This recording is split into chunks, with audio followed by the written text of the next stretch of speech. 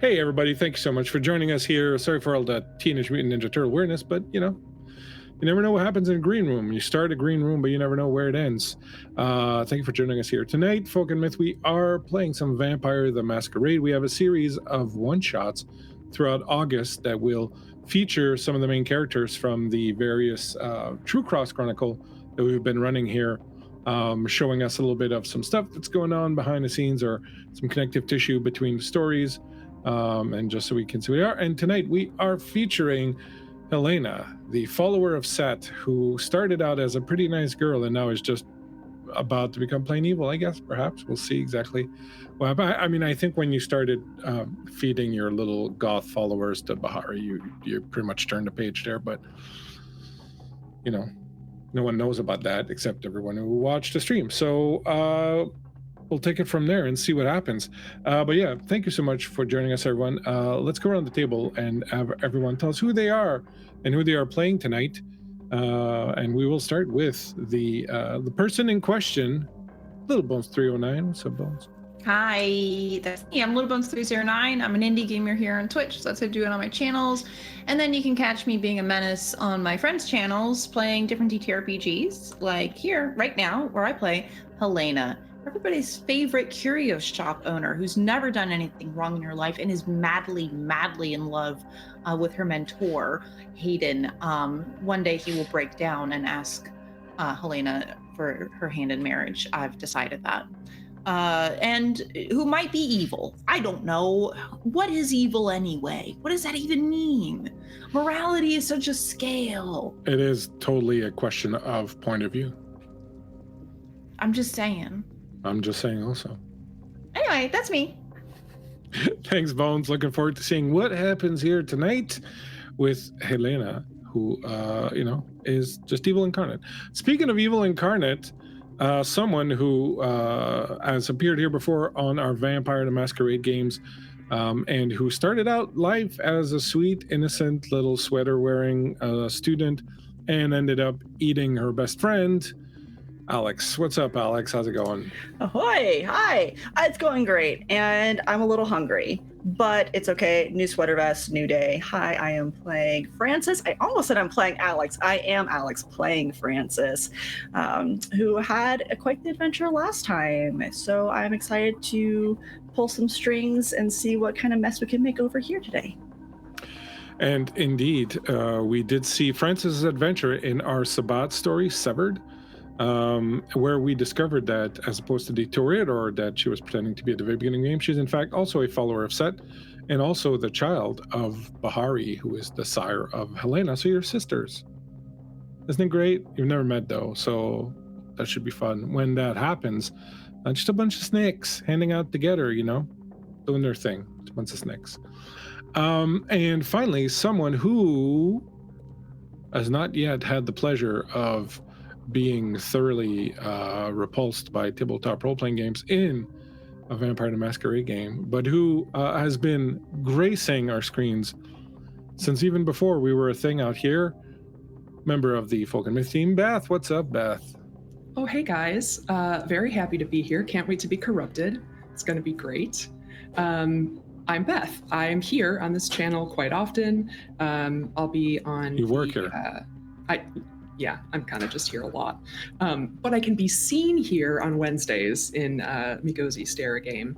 And tonight, I will be playing Patience, who you'll meet when she's introduced, but she's just a helpful gal.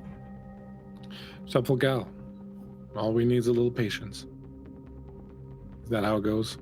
Thanks so much, Beth. So glad that I could finally have you here on one of our games so that I can, traumatize you properly. Probably not, though, because, it's your first time, so I'll go easy. Thanks so much, gang. Also, tonight, my producer, as always, is the incomparable Miko, the one-armed bandit of the West. Thank you, Miko, for being here, pushing the buttons, helping me out, getting all this stuff sorted out, and doing the good stuff. Don't miss Miko's Easter games on Wednesday evenings over here on his D&D 5e homebrew campaign. And I would also like to give a little shout out to best mod ever, Raven Sarah. Thank you so much, Raven Sarah, for hanging out with us helping us out, keeping all these miscreants we call fans and friends in order. We couldn't do it without you. Music tonight will be by Tabletop Audio. As always, Tim at Tabletop Audio doing some great stuff. Do check him out. Links will be in the chat. I'll also be using a map by our good friend Solution.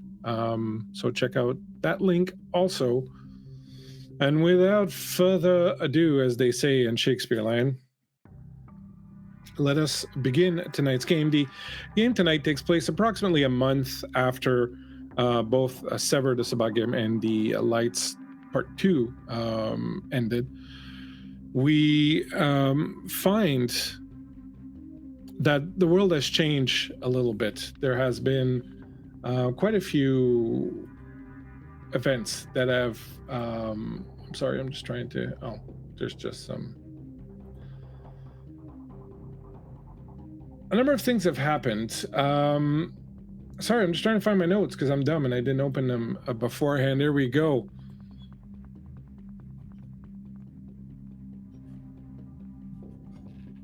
All right.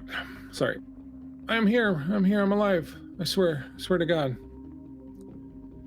Amongst the things that happened. So at the end of the last Lights arc, we saw the players being attacked by agents from a company called Aegis, which Teddy, one of the other player characters, happened to work for back in the day.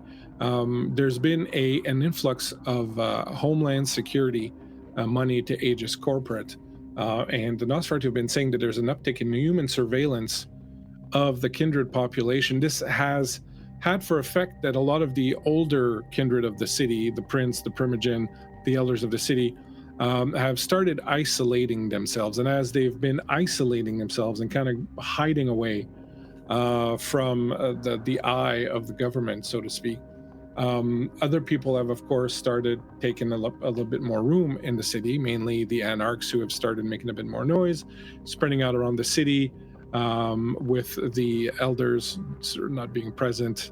Things have started to get a little loosey-goosey. There are reports of increased lupine activity. There are reports of increased Sabbat activity. Everything seems to be kind of up in the air a little bit.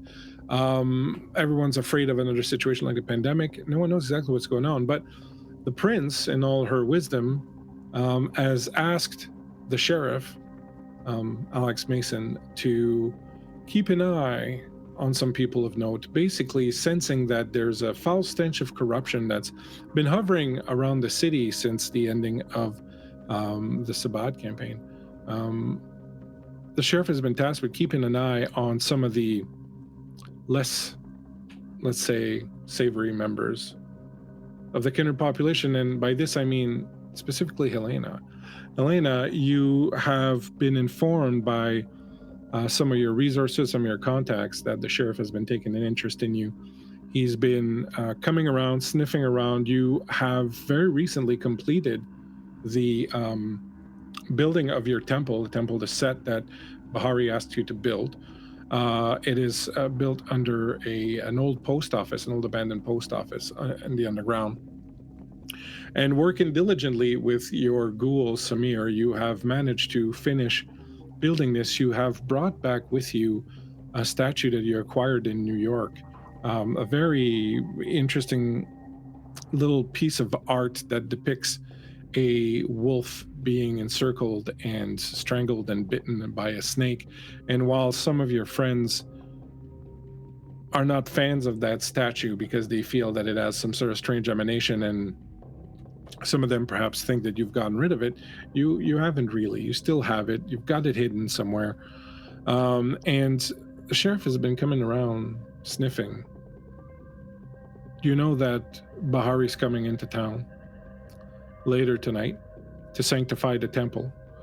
And you're at your shop on this fine evening. You are staring at what's on the floor, a little bit perhaps surprised at how things turned out, but perhaps not displeased by it. You hear the bell ring, announcing someone walking in, but you don't move. You're not worried. You know who it is. As always, he takes his time moving through the store, very kind of almost dragging his feet. pops in, opens the curtain, steps into the back of the shop, and you see your boyfriend, lover, situationship, Hayden, a member of Clan Tremere, step into the room, and when he sees at your feet the body of Sheriff Alex Mason with a piece of wood through his chest, it takes him a moment to react. He's not one to react a lot. But when he takes in the situation, sees you standing there above the sheriff, sees the sheriff with a piece of wood in his chest, he goes, "So that's what you call me for." Well, that amongst, I don't know, other things. And I think it makes sense, considering Helena's path, that there would be a lot of holes in the sheriff. This was not like a quick... A one and done thing. No, she took her time. And was very methodical in inflicting the pain that she caused. You know that's the sheriff, right? You know that's the enforcer of the laws of the Camarilla in the city, right? Are you mad at me? And she gives him this big, sweeping, doe-eyed look. I don't know yet. I'm still trying to figure out exactly how I feel about this. How about we start with you explaining to me why the sheriff of the Camarilla is staked on the floor of your store? He was getting too close. Too close to sniffing out your little operation? Maybe.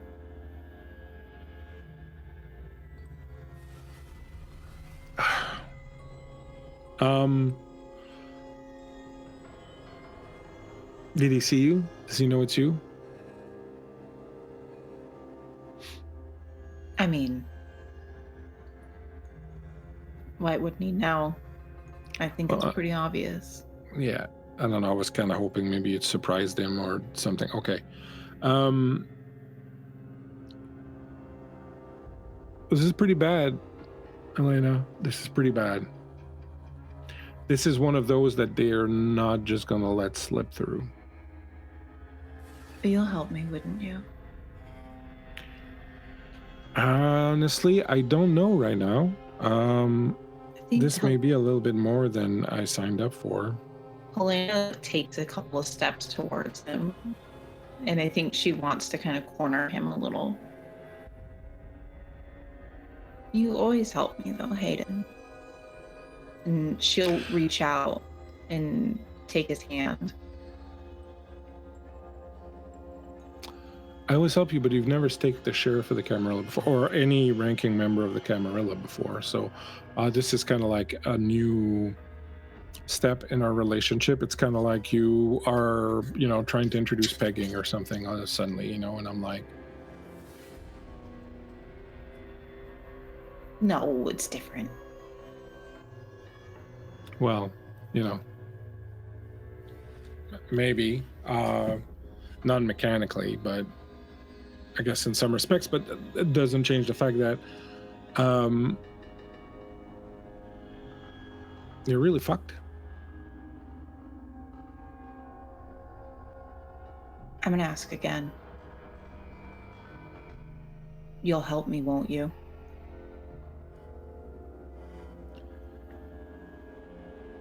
Where does it stop?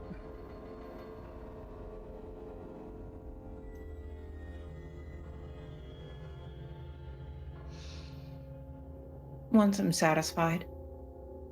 And what's going to do that? Because I don't know.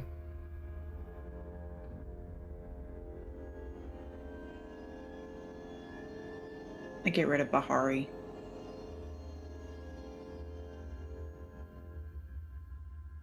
All right, so you want to kill your sire. Can I ask why? Like, I think she's kind of not really been up in your grill. She's giving you the resources you needed to build this thing. She's kind of stayed out of your way. What's like eating at you? Because while she's alive, I'm still second best. You know that there's someone before her, right? She has a sire too. Are you gonna have to go kill that one also after? Do you blame me? No, I don't blame you. I have my own similar ideas about the hierarchy in my clan, but me, it's finite. There's someone who's above me, and then that's it. I just, you know how a snake's jaw will unhinge so that the jaw can grow big enough to eat whatever it is that the snake wants to eat? Like, I feel that's you. You're just going to keep unhinging your jaw and growing your mouth and growing your mouth and growing your mouth and constantly be trying to swallow something bigger and bigger and bigger. And I don't know that there's anything that's going to satisfy you. Phrasing, Hayden.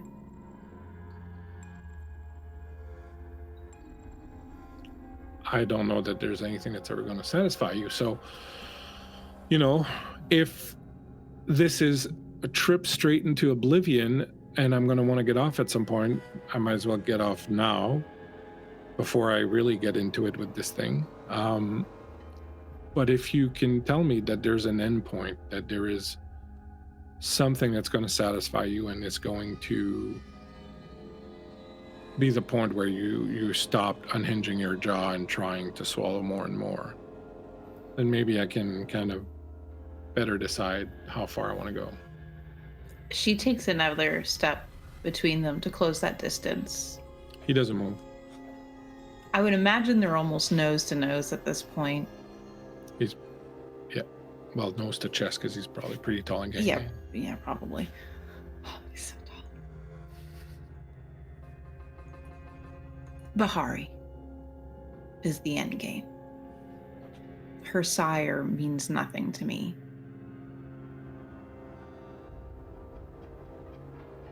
People love Bahari.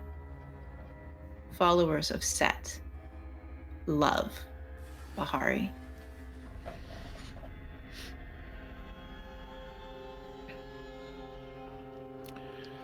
Well, she's gonna be here in, well, not very long now. Did you have a plan, or were you just too busy killing the sheriff? Well, not killing him, he's still alive. We're gonna have to kill him now, you realize. Yeah, I know. We'll deal with that. I know that Francis is gonna be with Bahari, correct? Bahari told you that she was bringing another one of her childers with her. You don't know exactly who it is. But I could surmount that this is my sibling. Yeah, for sure. Yeah, for sure. Helena's sort of playing with the collar of Hayden's shirt, and she's softened greatly. I have a sibling. They'll be with Bahari. Mm-hmm. And I'm banking on a certain Sabbat hunter to help me.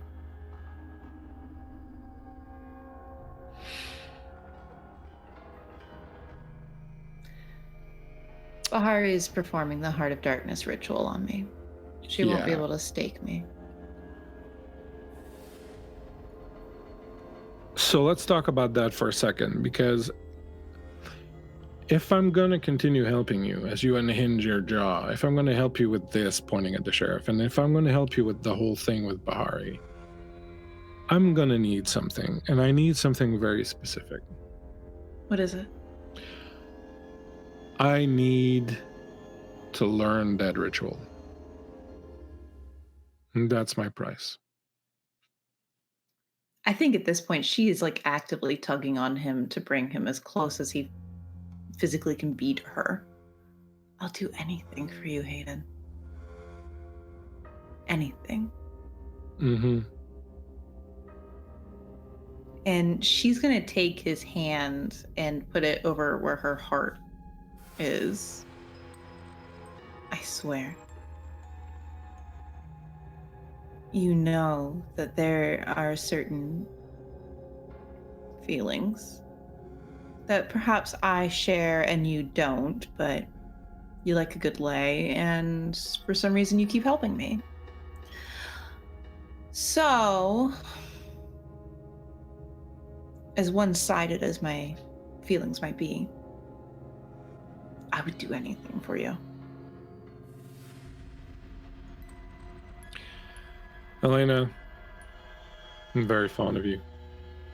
And obviously I'm willing to go to certain lengths for it. But if I'm being really honest, I gotta say that I think if this ritual goes through and Bahari removes your heart, I'm not sure we're gonna see much of a difference. What do you mean?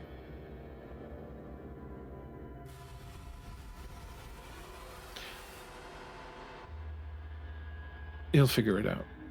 Let's get rid of this thing.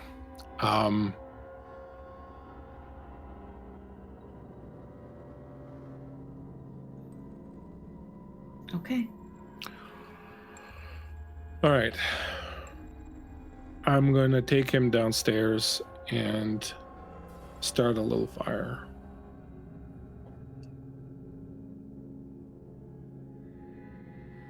By all means. What the fuck am I getting into? All right. Yeah. When I come back, we'll have a chat about what we can possibly do. Let me ask you one more question. Have you ever heard the name Anath? Helena would not know that name, correct? No. No, she shakes her head at Hayden. The Regent seems to have a bit of a fixation on your sire. I mean, there was the big fight that they got into at the bar a few months ago, but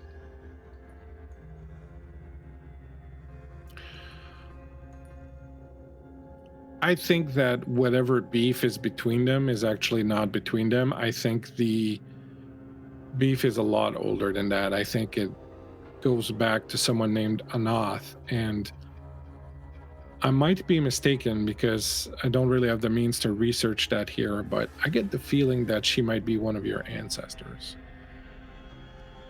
Might be something you want to query Bahari about. Might be a handle. An edge, if you will.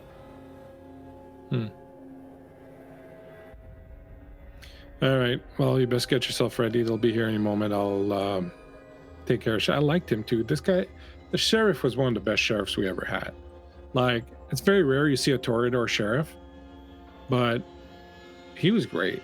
Like, not only could he kick ass, but he could do it while singing show tunes. And I don't know if you know, but that's pretty fucking primo for a sheriff. Hayden. Yeah. It was him or me. Who do you choose? And be honest. And be careful in that answer. And he starts singing Oklahoma as he bends down and picks up the sheriff by the legs and starts dragging him downstairs. I fucking hate that show. God. Behind the shop, a beautiful, expensive car, black, of course, black tinted windows, has been sitting in the parking lot for a little while. The engine's still running, but the lights are off. Inside the vehicle, the seats are covered in beautiful, authentic snakeskin leather. There is a faint scent of incense and the sounds of someone you don't really recognize, Francis. It was probably, well, I guess you're probably old enough to remember, but there's a song playing on the record, on the MP3 player. It's a song that you recognize by Sisters of Mercy, but it's got someone named Ofra Haza singing on it, doing the chorus. And it's got this very kind of Middle Eastern feel to the chorus, mixed in with the goth. It's pretty sweet. Bahari is sitting behind the driver's wheel, running her fingers on the wheel along it in circle and just staring at the shop that supposedly is owned by Helena, your blood sister.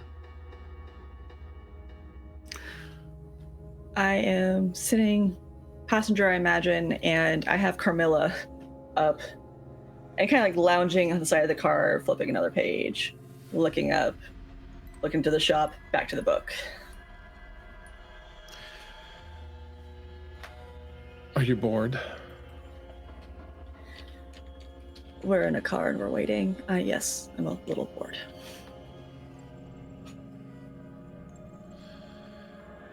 You weren't very forthcoming with the details of what happened here with you and the rest of your little pack.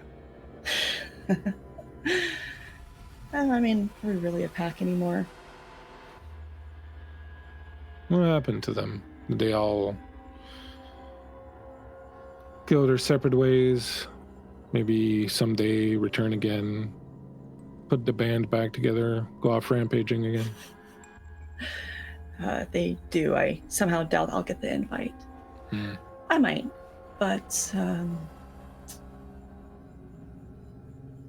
there's a lot of blood and a lot of not knowing where anyone went, and there wasn't a lot of compassion for any of us. And you say this Archie fellow, Archibald, what was his name? Archibald, Archie, that's what we called him. That he decided to stay underground with whatever the hell was going on down there. Rumor has it. Pet to Santiago or whatever. Was any of that connected to what was going on in Gary?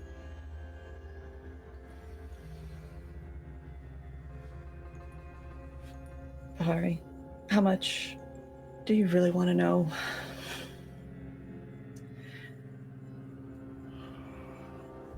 All I know is that if you're a candy maker and you make moderately good candy, but you only have a few flavors, you don't move in on Cadbury's plot of land because they're going to drown you out with the sheer volume of product that they have. And so we are retail. We sell sin and corruption and all the good things, but we're retail. If they're a Bali here, well, they're going to crush us with the sheer volume of evil they've got to push. I would consider moving our market.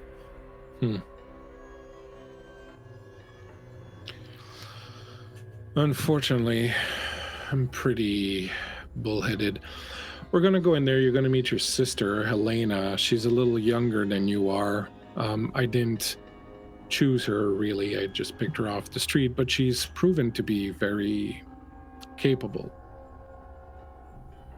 She's managed to build this temple in record time under less than ideal circumstances. And so I'm very proud, very happy. I also do not trust her at all. So downside of being one of us, it's hard to find good help these days. So do keep an eye on her, would you? Are you saying you trust me too?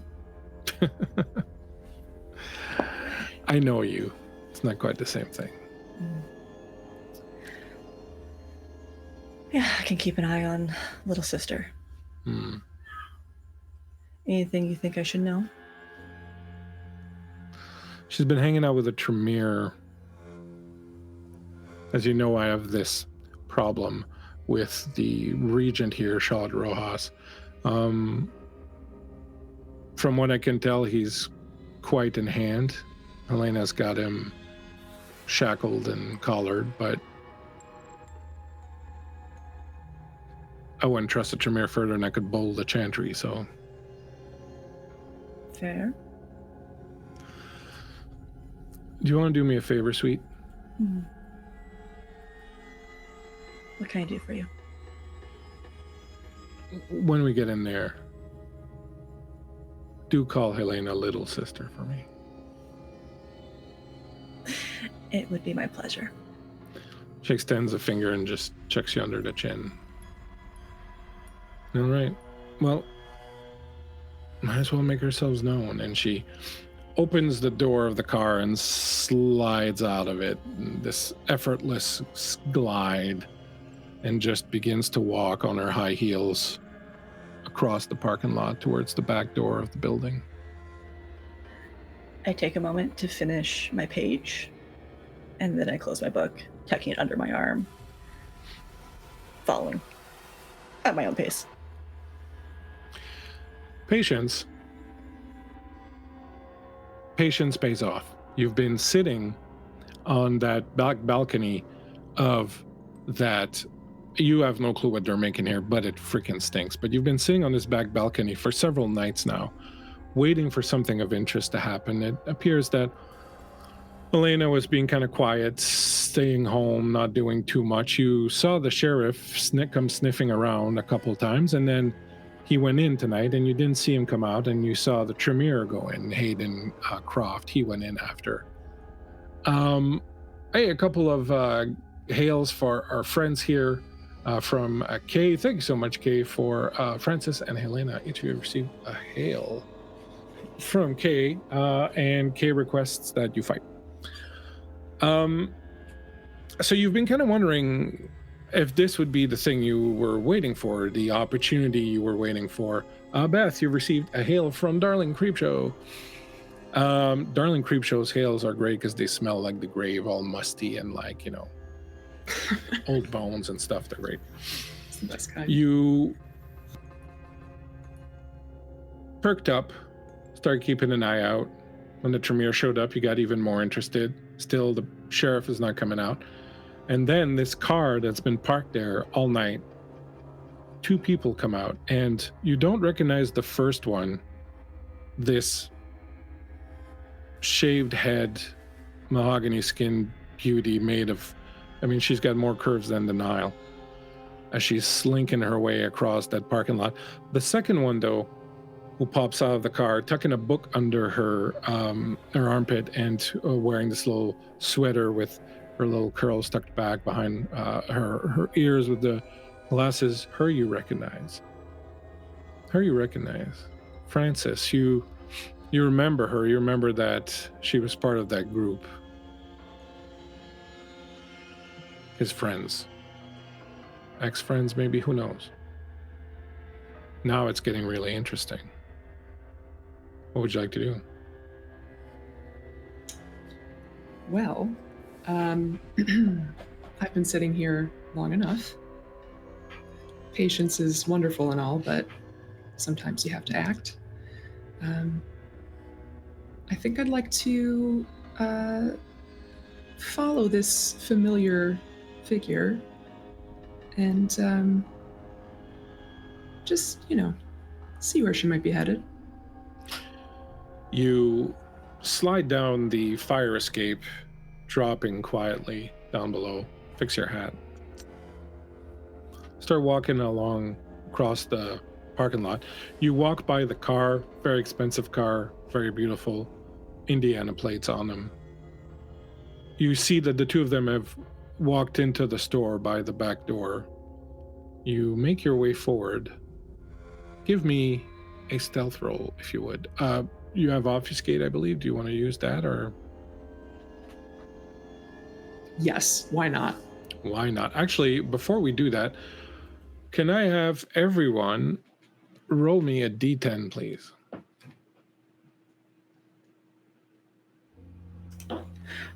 I got approximately 1 million. Does that sound right?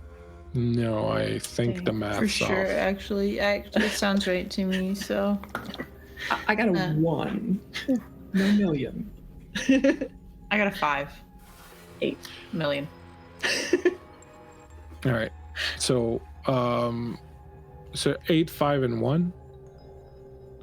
All right. So Francis, you're at 8 blood points. You're at 5 blood points. Helena and Patience, I'm not going to put you at 1. You're at 3 blood points. You're really starting to feel that hunger. You were going to go out and feed because nothing ever happened, but now something's happened, so you're kind of screwed. You activate your obfuscate, meld into the shadows, approach the back of the building and look inside, and this is what you see. Helena, a knock at the back door. I answer it. And I swing it, the door wide open. Hello, darling. Bahari, So nice to see you. come in.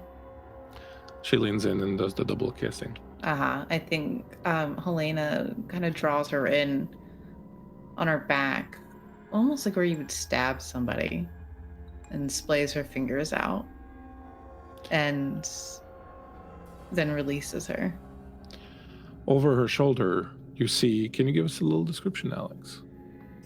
Oh, sure. Especially since things look just a little different.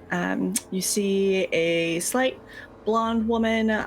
Hair looks like it was curled probably a couple days ago. It just has fallen pretty flat. Wearing a sweater vest, a nice button up, although buttoned a little lower. Pleated black skirt. Mary Jane's, but low. And yeah, thereabouts. And you, Francis, as Bahari walks in and is embraced by this other person, see... Well, Helena has not changed much physically. She is very much your quintessential, like, later 20s goth type vibe, maybe. Black t-shirt, black jeans. I imagine she's wearing some creepers. Her hair is kind of pulled back, and it's this beautiful auburn red color with little strands kind of hanging around. There's a lot of red on her face. She's done up, as she kind of always is. I would imagine Helena had time to change since dealing with the sheriff, but I think that it would be sort of remiss if Helena didn't still have dried blood under her nails.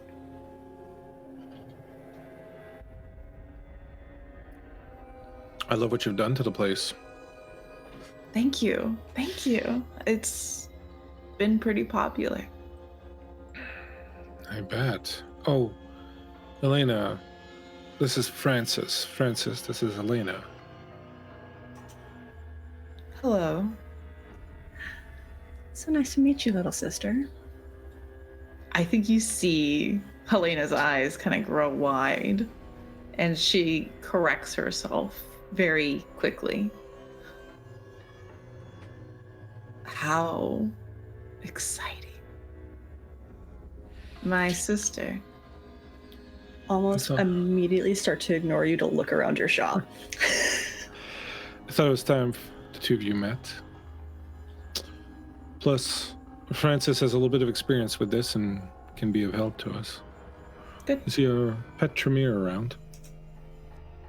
He's downstairs, handling something for me. Still well trained, is he?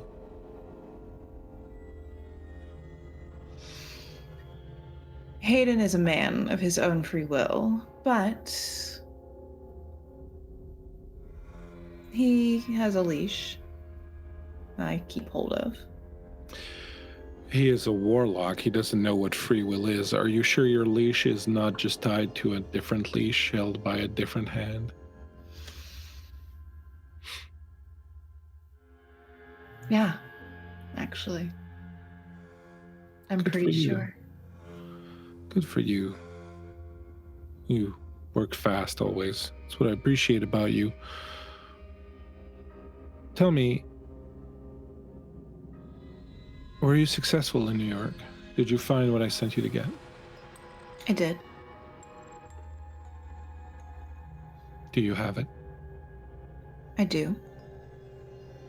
And she'll walk over to where the cash register is. And I would imagine there's a safety deposit box there. And she'll crouch down and open it.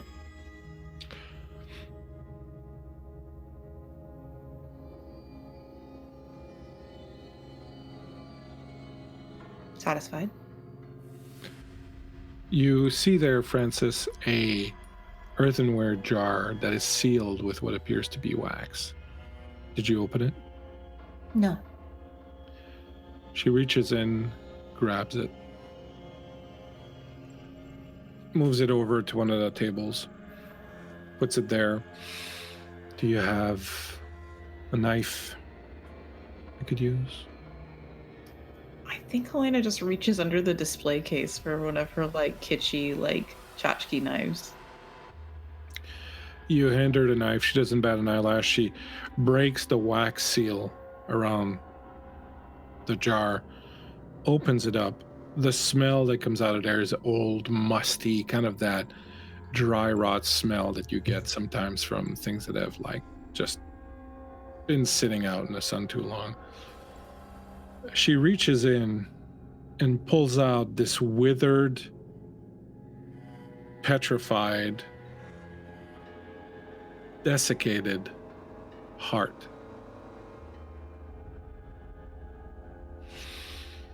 Been a while since I'd seen this.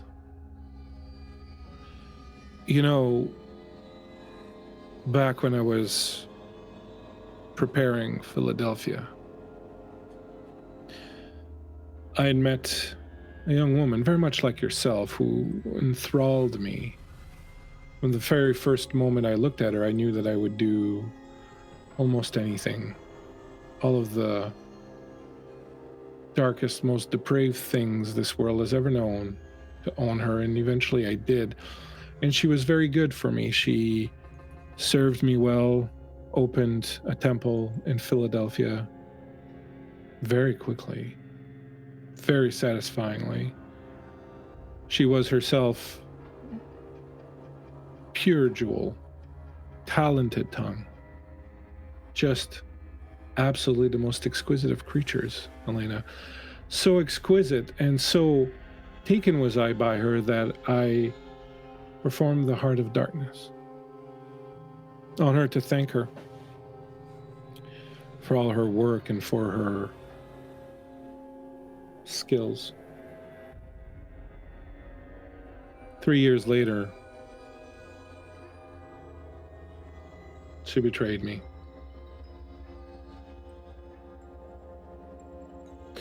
What you see here is her heart. I have had her buried under the cement of the club here in town for 17 years. She is still alive because the heart is still here. She's been lying there for 17 years, waiting, not knowing if one night was going to be the night I freed her or one night was going to be the night that I destroyed her heart. Well, tonight she wonders no more. And she squeezes the heart. And as she does, you can see that even though it looked old and gray and desiccated, you can see blood welling out of it. And it bursts out of it and starts welling down her hand as she squeezes it and squeezes it and squeezes it until the blood completely runs out of it. And it's just this empty, lifeless, limp little sack of flesh and dust. Now she wonders no more. She drops it on the ground. She puts the cover back on the jar, picks up the jar and hands it to you. This is where your heart will go tomorrow night when I remove it. Whilst it sits in here, you will be safe from all harms. You will be impervious to stakings. In time, you may even get to develop skill enough to recompose yourself should your entire body be destroyed, as long as your heart sits in this jar, safe and sound. She hands you the jar. Safe as can be. Once the jar is in Helena's hands, with her other hand, she will take Bahari's and squeeze it. Please know, Bahari, that I understand the gravity of this gift you are giving me, and I will not take it for granted. I know you won't. You're such a smart girl. She reaches out and runs a finger along the side of your face. Such a smart girl. I will leave Francis here with you. I have things to prepare. Francis has a list of things you must do to prepare also. See that you do them tomorrow at sundown. You will meet me somewhere. Francis has the address. We'll perform the ceremony there, and then once that is done, we will return to sanctify the temple, and then once that's done, well, the favor of Set will shadow your doorway. Very good. This world thinks that it knows what darkness is, but we're only just beginning preparing it. I can't wait. Francis, you know what to do. I will leave the two of you. Don't break anything. She's in good hands. Oh, I know. The best hands. So soft and delicate and unburdened by too much toil, the hands of a student. I like them so. In any case, have fun getting to know each other. You're so cute. I'll see you tomorrow. Goodbye, Bahari. And with that, she slinks out. Outside, Patience, you hide and watch as she gets back into her car and drives off. Curious. What did a lot of you do? Patience, you got another hail from Raven. Gee whiz, thanks.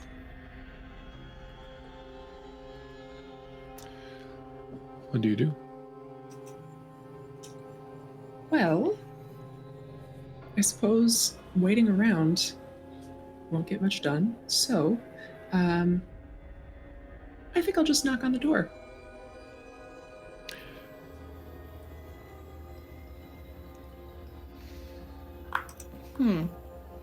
Are you expecting someone else? I was going to ask the same thing of you, Sestra. Although it's your shop. And I'm already busy, like, messing with tchotchkes. Please don't break anything.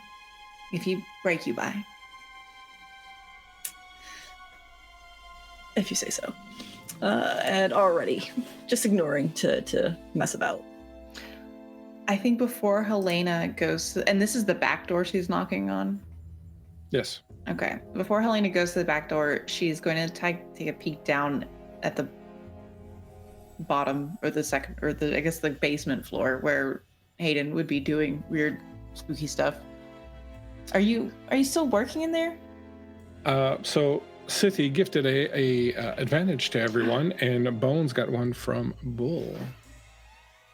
Excellent. Anyway, thank you guys. Thanks, City and Bull. Thank you so much. You hear, I'm working. I think Who's up there? It sounds like you're having a party. Don't worry about it. You'll see in a minute whenever you're done. And then he'll just hear a bunch of like kissy sounds. Francis, you smell the unmistakable odor of burning flesh as Helena closes the door. Is he making dinner? I burn trash. I think a genuine laugh at that of I am eager to see what trash is to you. I'm sure you'll find out. Just a second, though. And she's going to go to the back door and just crack it open. And you just see one singular eye. Good evening. There's a no soliciting sign. Oh, I'm not here for that. I'm here for you, actually. Well, To help. Can you give us a little? Can you give us a little description? Yeah. And as you do, Bull has provided everyone with another advantage. Thank you. Do keep track of them, because if you decide to do what I think you're going to try to do, you're probably going to need them. So.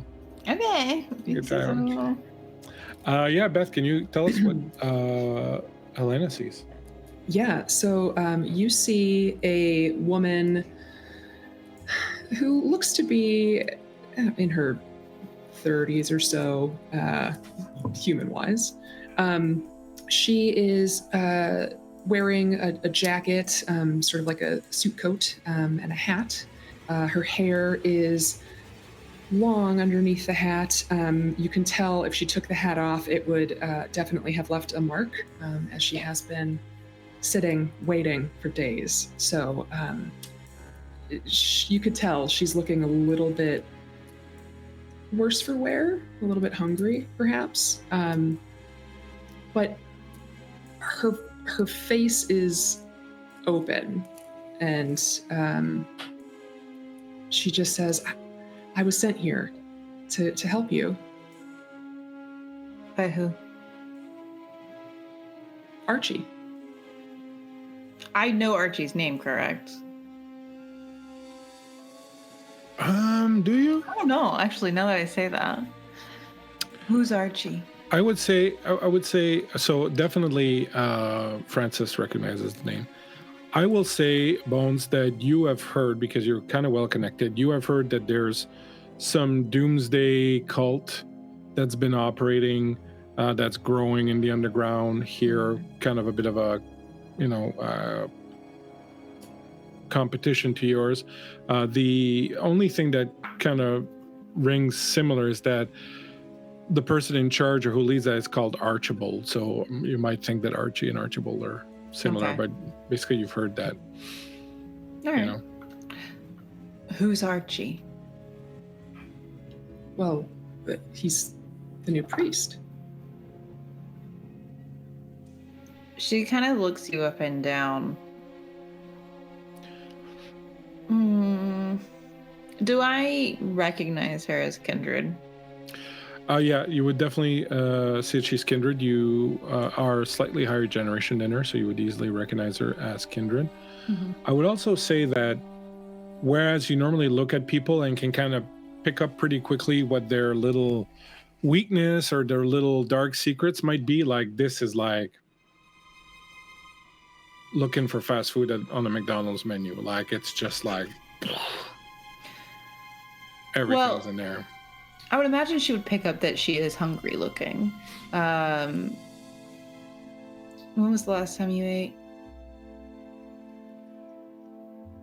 It's been a while. I really should get on the Moose Lodge thing and the charity. What is your name? Patience. Come in. And she'll open the door fully for her. Sure. She strolls in with a little more confidence than you would expect for having been stopped at the door. But she just strolls right in behind you. Francis, this is Patience. She's hungry. Give me a moment. And I'll grab from my little back area something for her to drink. I imagine there's a bag or two.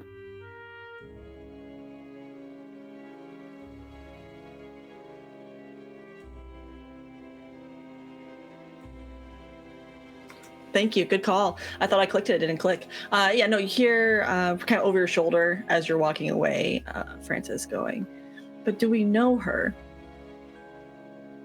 I do. Close friend, actually. I bet you have a lot of those. Oh, I have many of those. Do you not? Get in the way. Shame, really. It's good to have friends. It's good to have people on your side. Right, Patience? Absolutely. She tosses you a blood bag. She'll kind of turn it over, looking at it, and just hold on to it for a bit. You know, Archie was looking for you specifically, in a good way. Archie had a bit of a dream about you. Maybe a premonition. It's hard to say with Archie, but he said that you... Who were you? Oh, the goddess of the underworld. You know. Well, And he seems to think that that's what's written for you. strange dreams are. I think so. But you are willing enough and convicted enough to come all the way over here to help? Well, I trust in Archie. And he trusts that helping you would be beneficial. How do you feel about Tremere? Fine? Good answer. Well, welcome, I suppose. Thank you. Just whatever you need, Archie told me to help, so. I do need something, actually. Sure. I have a temple being sanctified tomorrow. And there's a special ritual happening just for me. Okay. And I think that I might be in a position to further that dream of Archie's. Really? I do.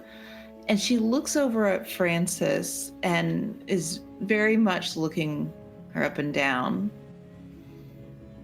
But you are a little bit of a problem in that situation, aren't you? I'm just here to babysit.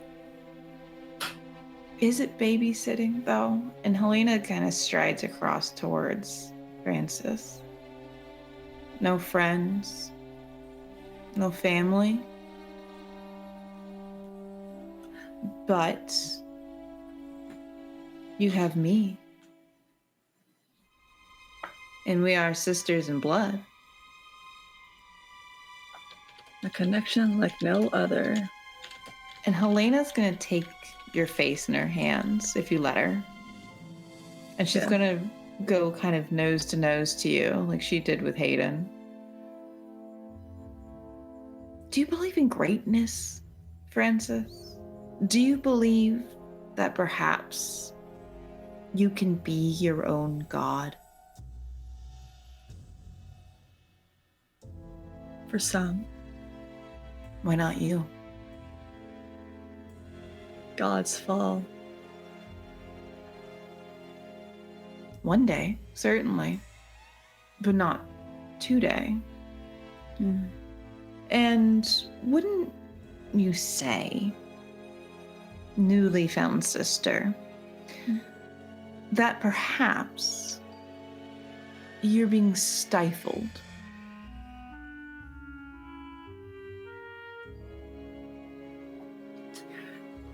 You see my face just go blank, Stonewall.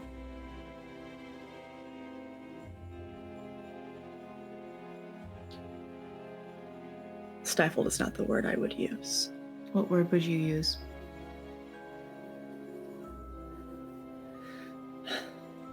I'm going to, at this point, try to worm way out of hand.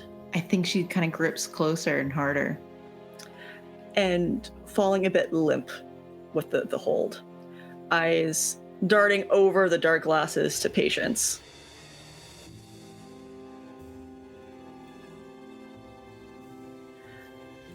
Undermanaged. You feel like you need more management. Underutilized. I have excellent news for you. Because I need you. And I need you to be very important to me, sister.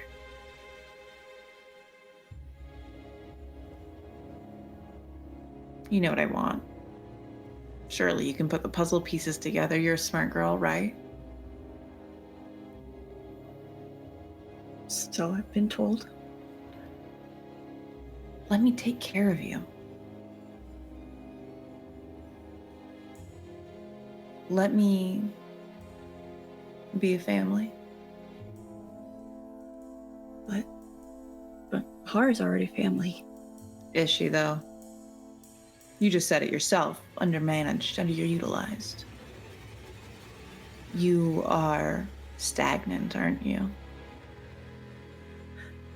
I tend to find my own fun. Is it really fun, though? Away from her, perhaps. Snuff out the light, Francis. And with that, Helena's gonna lick up the side of her face. A tremble at all of that. But again, it's almost at this point like holding a rag doll. Just someone accepting their fate in the moment. What'd he say? And she, with her other hand, is like wrapping it around you like a snake coiling and is holding you close. We have a Tremere in the basement. We have patience. And if we go through with the Heart of Darkness ritual, I will have a little bit more of an edge now, won't I?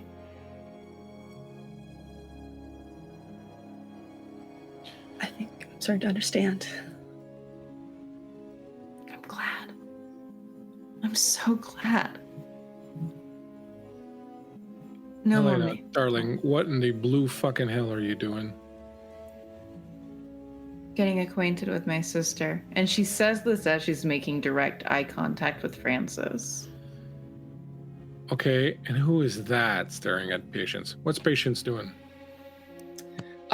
She has decided to dive into the blood that was provided for her. She couldn't wait any longer. But I guess you wouldn't really notice as you're otherwise engaged. She does sort of double fist it with a flask. Love that for her. And who is that? Patience. Who the fuck are you? Archie sent me. I'm just here to help. Did you say Archie? Yes.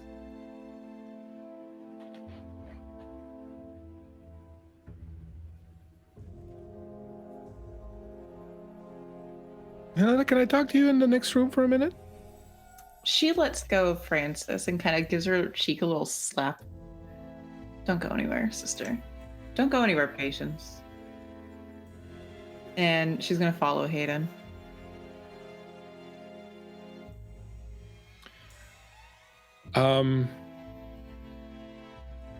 You know who she works for, right? I have an idea. Yeah, okay. And you're trying to co-opt the person that Bahari specifically put here to keep an eye on you into helping you fuck Bahari over.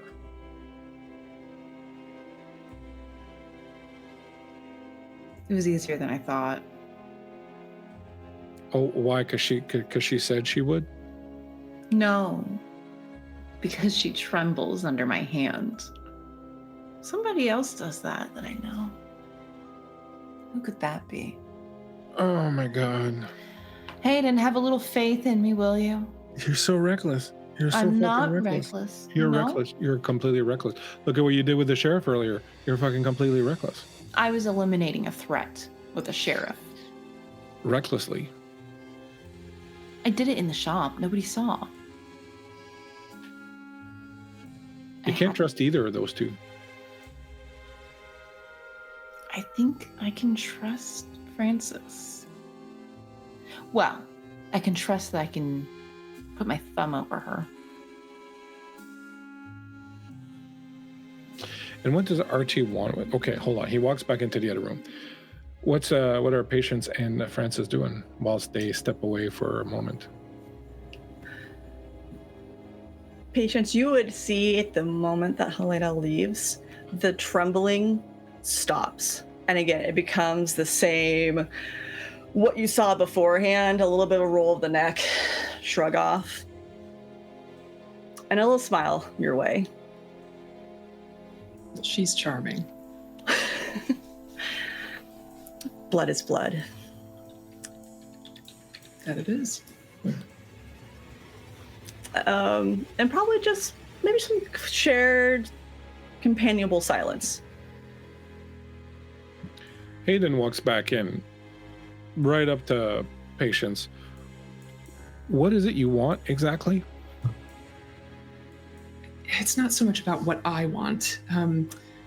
Again, I've said it a couple times now. Archie sent me. He had a premonition, and I guess he's just trying to make sure that we can guide that along and help Helena. It's mutually beneficial.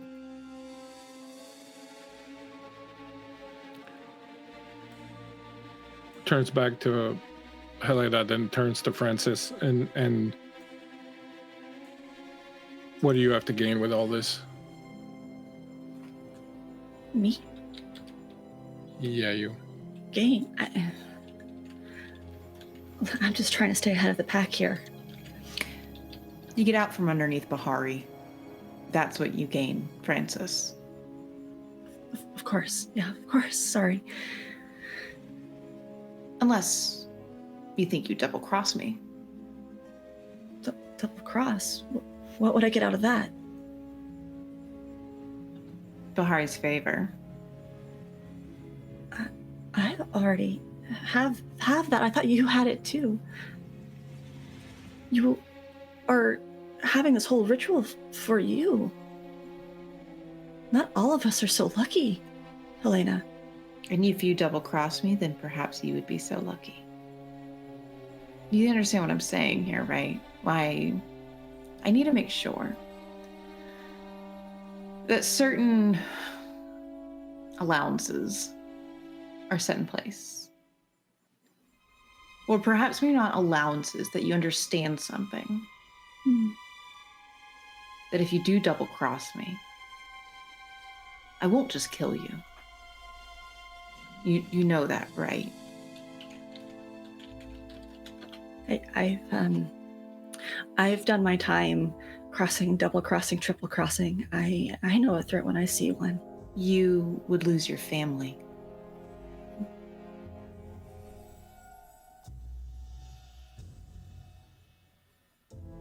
I understand. See, Hayden, she understands.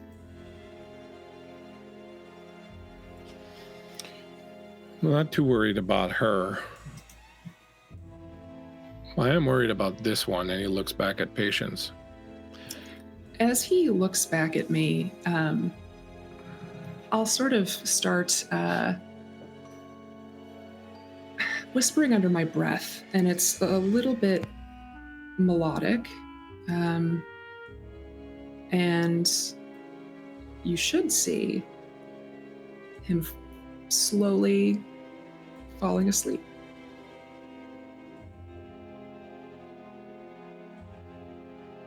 Oh, don't.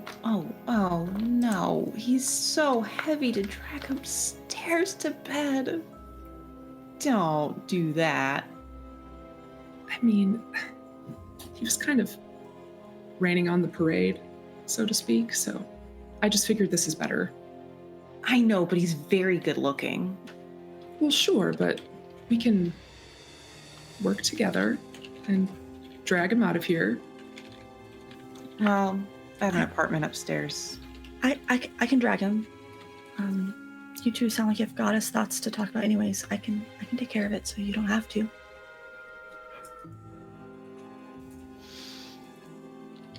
I don't know, it'd be kind of funny to dress him up in something silly. Well, never mind, forget that thought. That's crazy. Can I wake him up? After we're done talking, of course. Feel free. I won't stop you. Excellent. So, Heart of Darkness, the ritual is successful. Allegedly. Patience, what do you bring to the table? Other than that.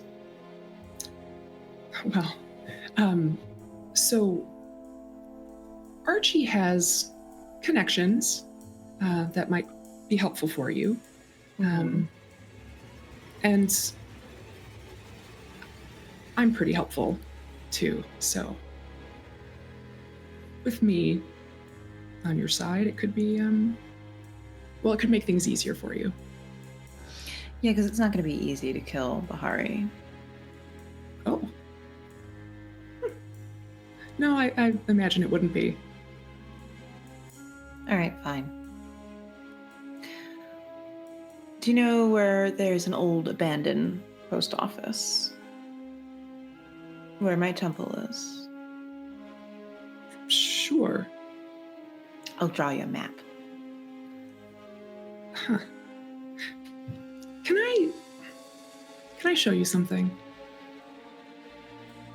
Yeah. I'd like to maybe teach you something, and I guess the best way by starting is if I show you. Sure. By all means. Wonderful. Okay.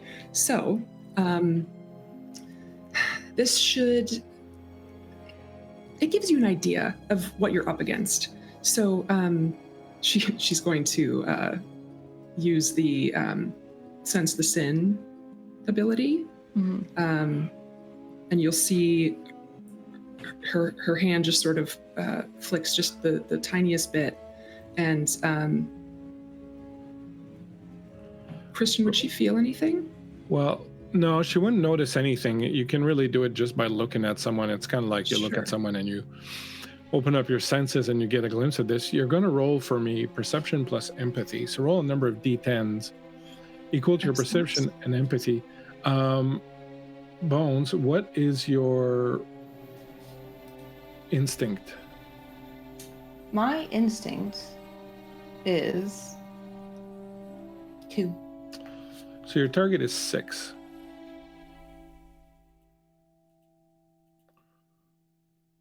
So roll a number of d10s equal to your empathy plus, what did I say? Empathy and perception. Perception. So roll a number of d10s equal to your perception and empathy. And then you're looking for as many 6 and above as you can find. Okay.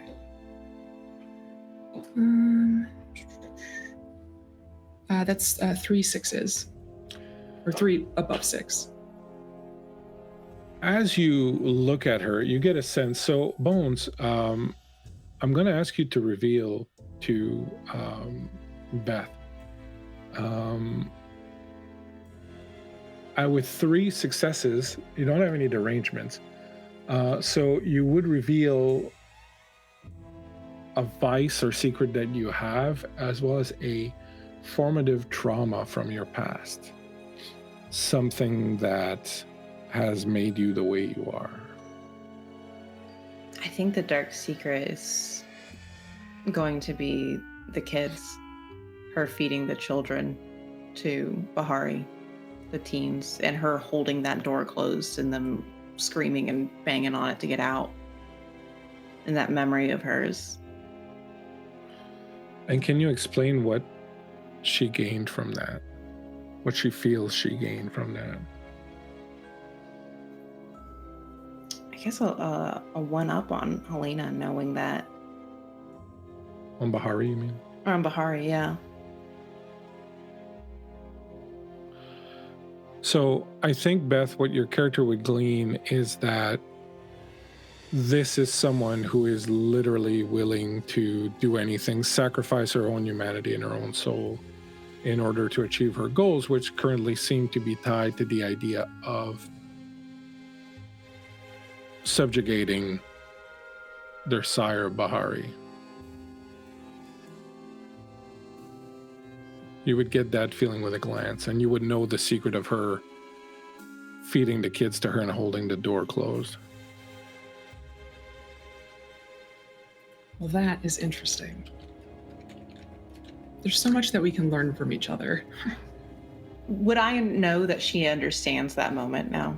No, you wouldn't know what she got, but you would see very clearly that she looked at you and that she gleaned something from you.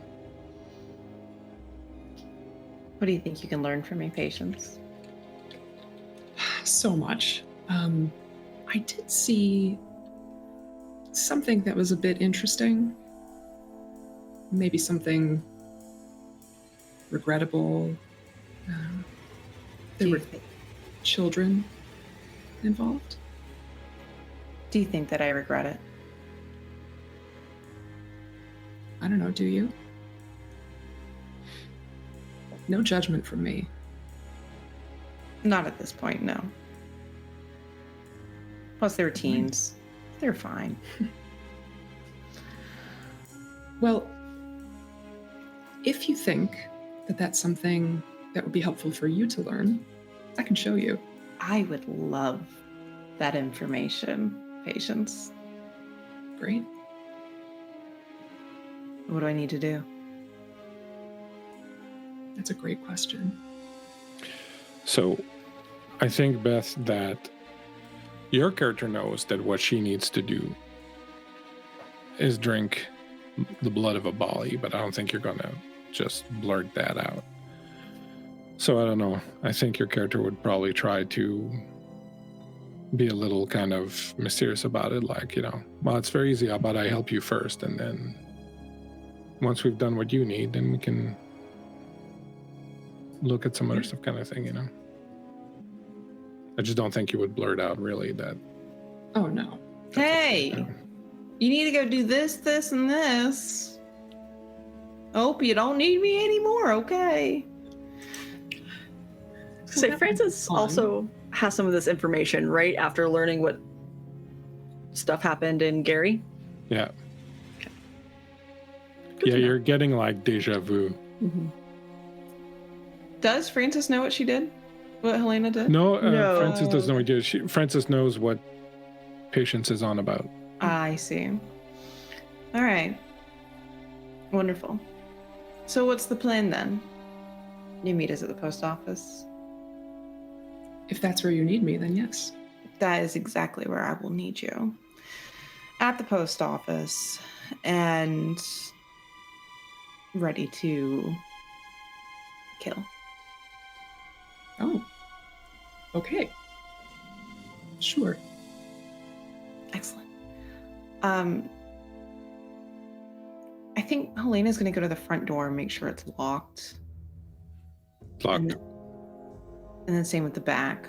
She's deadbolting everything. Great. We're all staying here tonight. Nobody leaves. No place we'd rather be, I'm sure. Is that a problem, Patience? I suppose not. Do you have anybody to report to?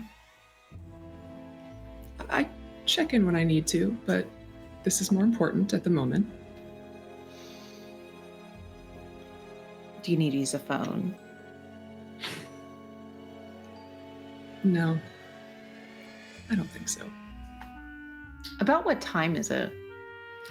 It could be anytime you want, really. I would say that it's probably pretty late into the night at this point, but really it could be, anytime you'd want it to be at this point. Okay. All right. Well, ladies, do you want to help me get this Hunk upstairs. Yes, of course. Sounds like fun. Just be careful with his face. I like the face so much. You carry the sleeping Hayden upstairs. Put him into Helena's bed. I'll say you got 2 points of blood out of the blood bag that you drank, Beth. What do you want to do for the rest of the evening? I feel like Helena wants to get to know Frances more in this, where she was running. Good luck.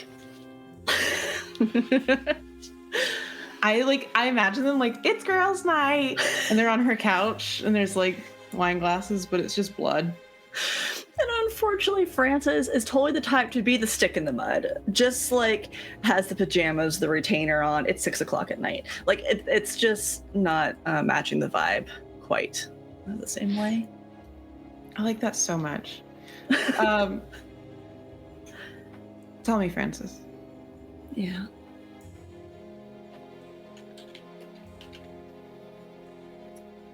Why are you with Bahari now? What happened?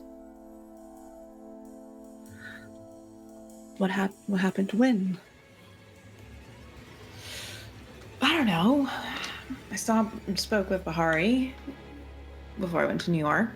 She didn't mention you being around, and now you're around. We all serve how we can. How were you serving? In a little place nowhere, Gary, Indiana. Oh no, that's a place. That's most certainly a place on the map. Mm-hmm. What were you doing in Gary, Indiana? And this feels like more like interrogative than anything. I think too, like the more pressure you put down, the more like Frances like hunkers down a little bit. I was there to see what Santiago was up to and keep tabs on some other vampires. What other vampires? It doesn't pertain to anything to you. They're not your circle, really. It's just me being curious. Yeah, you're curious is kind of mean. I'm sorry. And she'll reach out and take your hand. I'm sorry. I can be abrupt, I know.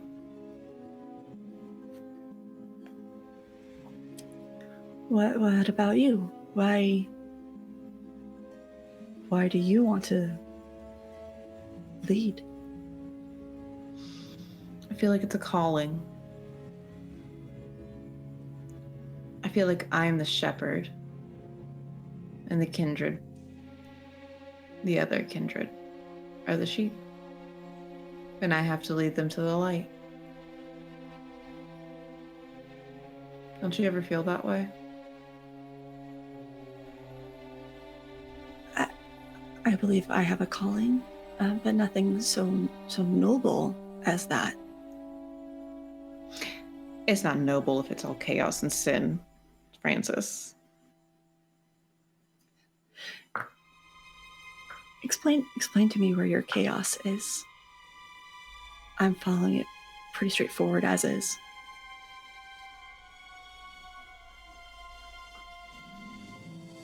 Future planning. An artifact I've found that apparently will bring chaos. And you mentioned something very curious to me that might be something of note. Santiago. Mm-hmm. I know that name. What's he doing?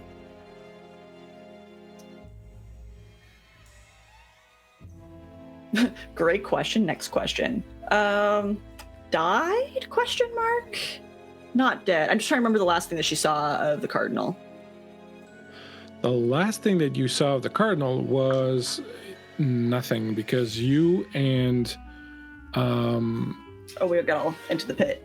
but you and you didn't go back. It was Lydia and Carter who went back with the Assamite. the Gotcha. Black Hand Assamite. You and Archie stayed in Chicago. Gotcha. Okay. All right. So you have no clue as far as you know. As far as you know, you remember that you and Lydia had worked out with the Black Hand Assamite to make it look like she was incapacitated. And the idea was that when she was brought to the Cardinal, she would attempt to kill him in return for you attempting to kill the Tremere Regent. That's right. So you haven't heard anything about what happened. You just know that Lydia and Carter took Ophelia back to the Cardinal. You have no clue what happened after that. Okay. He got a little too curious, but also we made a deal with a kindred named Ophelia. She was supposed to kill him. And did she? I didn't keep tabs after that. You didn't keep tabs on the Cardinal? No, I kind of got bored of it. Okay. A lot of enrichment is needed for you, huh? That's fine. It's not a problem, you know. I can provide you enrichment. I like making messes.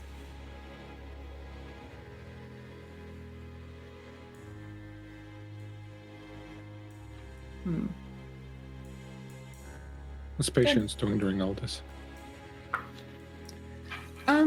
She seems to be just sort of looking around, seeing if anything is interesting. At a certain point, she looks over to Francis and opens her senses, and she'll do Sense of the Sin again.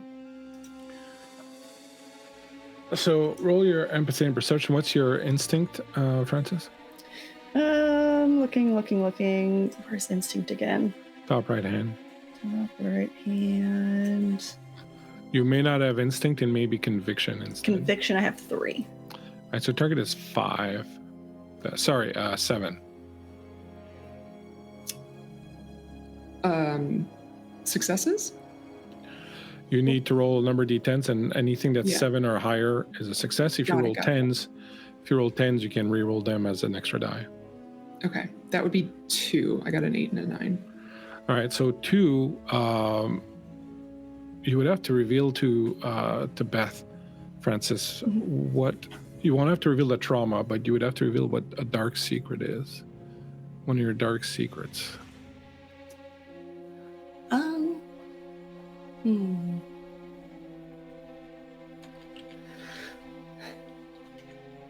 I think what Patience could gain from that is Francis doesn't have total loyalty to Bahari, but it would be on her own terms.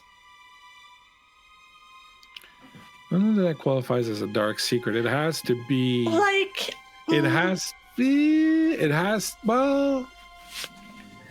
moreover, I guess, dark.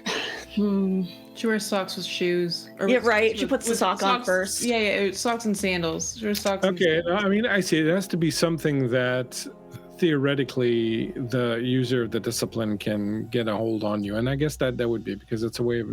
It's something that they can manipulate. So that's fine. Well, I'll hang on 1 second. I'll buy it. Oh, okay. I might be able to develop a little bit more. Just continue.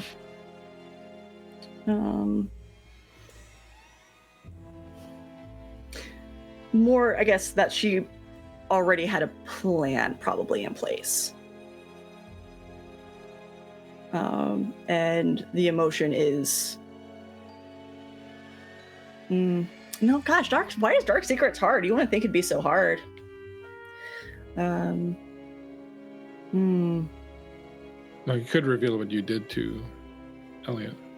That's fair. Yeah, you get to know. Francis definitely ate up her situationship because she had a bad week and she needed to get the anger out. Wonderful. Yes. And you would get the sense of this person being named Elliot, very specifically. Okay. She just continues to look around a little bit. As you're looking around a little bit, you eventually step across, without really meaning to, in front of a mirror. And when you look into it, it's not your reflection that you see. You see a face hidden behind a black veil.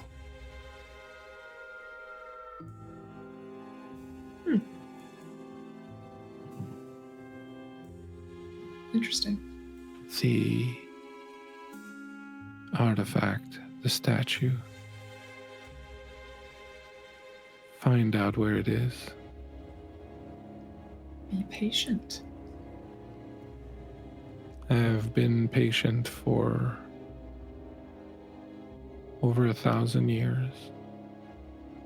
Do not presume to lecture me on the meaning of the word.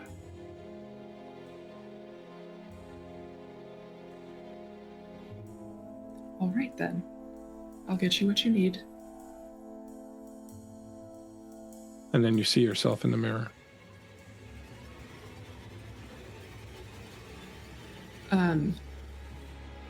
She will kind of make a loop around and come back to the sisters. I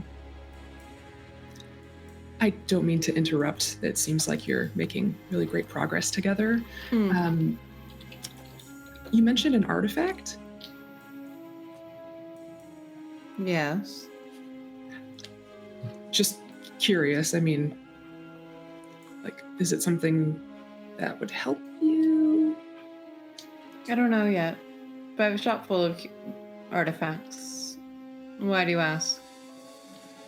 Well, I mean, my ears perk up every time I hear someone say artifact. It's fascinating. Can I do some form of an insight check on this?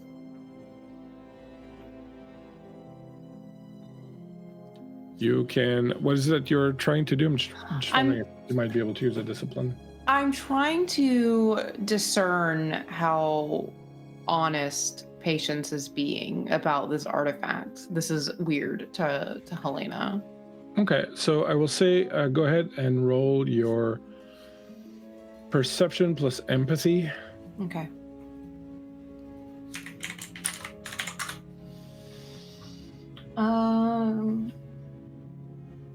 I can't ever find my perception. It's under mental. You have 2. Yeah. Yeah, I found it. And then my empathy is none. I have none empathy. So you have two dice. What's my target? You get. Your target is, what's your willpower at, Beth? My willpower. Why do I have no empathy? It's crazy. 5. So your target's going to be 5. Now you can spend a 9 move if you want. I got 2 successes on my 2 rolls. Oh, nice. I got a 5 and a 7.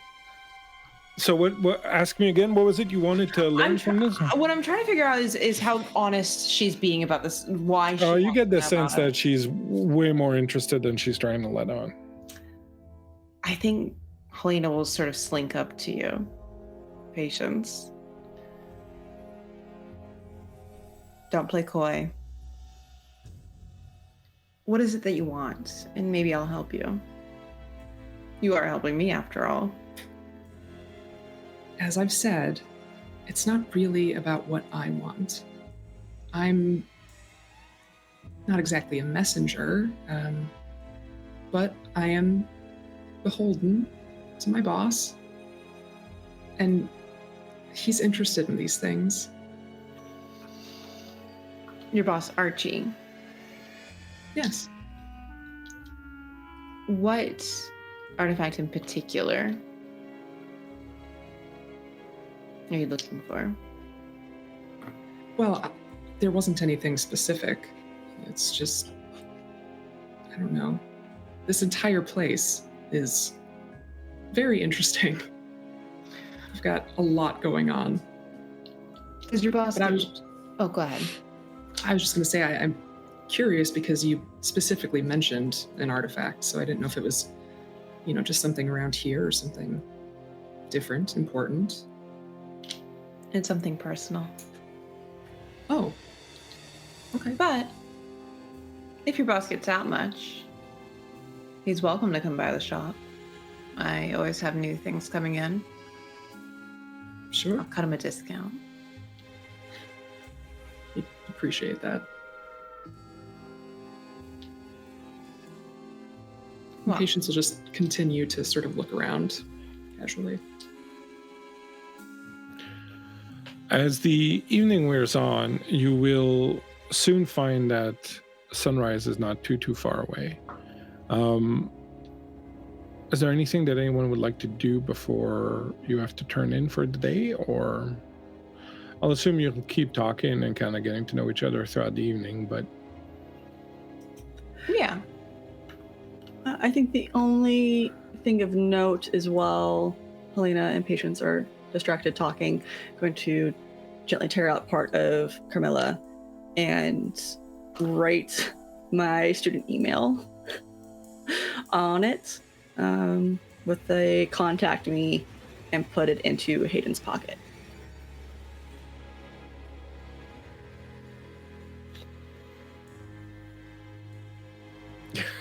I like Bones. It was a very interesting decision to make.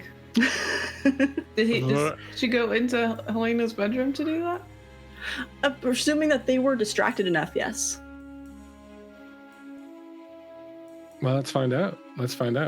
Go ahead and Alex. Yeah.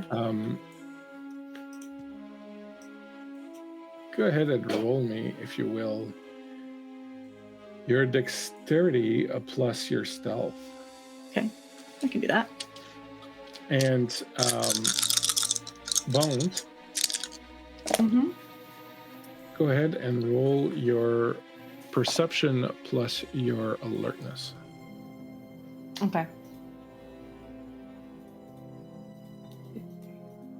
I got 4 passes, 3 of those were 10s. So you can re-roll those and see if they come up as passes again. I That's thought, my... or do we want low, not high? You're doing what? Sorry. Go One ahead. question. No, go ahead. Because I thought 10s were crits. Am I wrong? Yeah, 10s are crits, so you get to re-roll them and see if there's also a success at the end of it. Oh, okay. So yeah, so the 10 is a success. Now you get to roll that dice again and try to get another success. Fair enough. What's my target? A 6. 6. I've got 3 regular successes and 1 critical, which I will reroll. Okay. Remember, And if you have 1s, they cancel out your successes. Yeah. No, I only had a 3 as my lowest. And then I got another success out of that reroll. Okay, and Alex? I had a total of 6 success. All right, so Bones, at some point, you notice that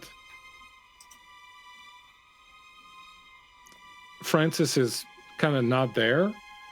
Then Patience says something again about the statue, and you turn back to her and you talk a little bit, and then when you look again, Francis is there. Did you find the bathroom?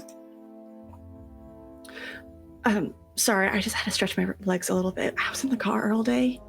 I get it. Sorry. There's a guest room in there. That's my room over there. Don't go in there while Hayden's in there. Oh, of course. It's okay that I retire, though. Do you need anything else from me? Go to sleep, honey. Thanks. Looking forward to tomorrow. There's like a rough kindness to Helena when she says that. Whether it's fake or not, I don't think really makes a difference. But it's there and there's meaning behind it. Good night, Francis. Patience, you're welcome to take wherever. Just don't leave. No, of course not. I'll be fine over here. Good. Good. And she kind of gets up and walks back to her bedroom. When you arrive, Hayden's sitting on the edge of your bed, rubbing his head. What the hell happened? I don't know, you just fell out. And she will take his head in her hands and sort of like tilt him to look up at her. You okay?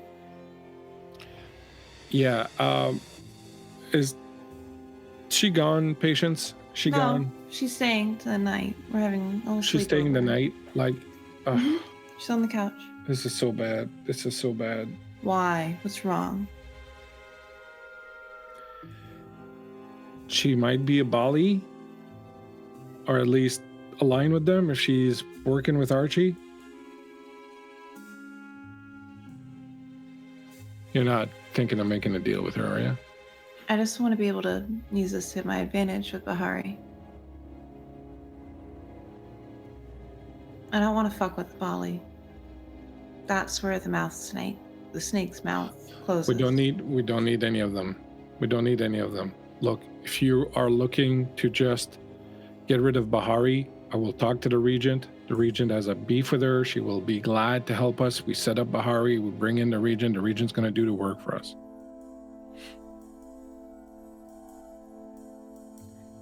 We don't have much time. We have till tomorrow night. We have to get the ritual done, and then we take out Bahari. Will the Regent be able to perform?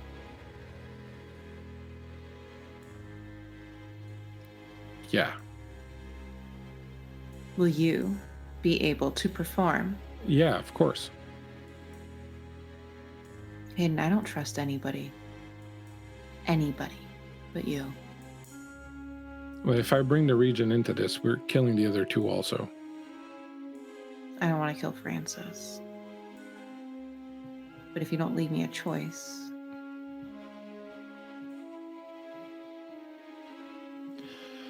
All right, I'm going to get back to the Chantry and see what I can set up with the Regent. You won't stay the night? It's about to be sunrise. I know, I'll get back in time. I can't just spring this on her tomorrow. You got to keep an eye on the other two, especially that Patience. Don't trust her. Like, you know, I know you like to think that you're kind of twisted and evil, but those motherfuckers are the real thing. Will you text me when you get back? 'Cause I know you Yeah, need of it. course. Yeah, I'll text you. Of course, I'll text you. Okay, because last time you didn't text me and I got really worried. Yeah, I know. My phone battery was dead. And yeah, and then you fell asleep, and then I couldn't I call know. you. I'll charge my phone on the way back in the car. Okay. Just be careful. Don't trust Okay. either of them. Why, are you worried about me? He starts singing Oklahoma as he heads out the door. I think you love me. Hey, thank you, Kurt, for the bits. Everyone's got an extra advantage as he dips out and heads out to go back to the Chantry. I think we're going to take our break here. I think it seems like a good point for a little break as you all lay down and go to sleep for the day. Thanks, Kurt, for the advantages or for the night moves. So let's go ahead and take a tight 10, and we will be back momentarily to see exactly what happens when you all decide to pull the pin on this grenade. Should be interesting. All right, thank you, everyone. Hang out. We'll be right back.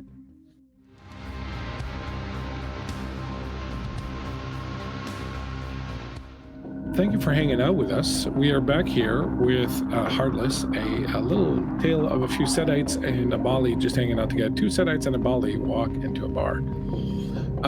Before, as you're getting ready to go to bed,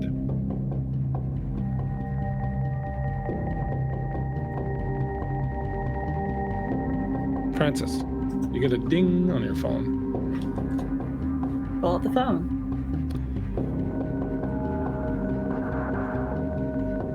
It's from a number you don't know. You wanted me to write to you. That was quick. Make it quicker.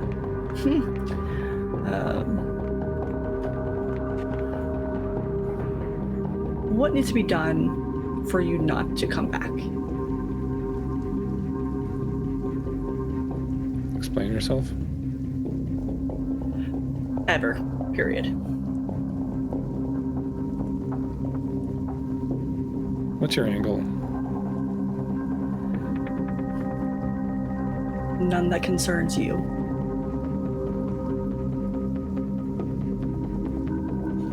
Well, you're asking me to do something, so it concerns me. Cheeky.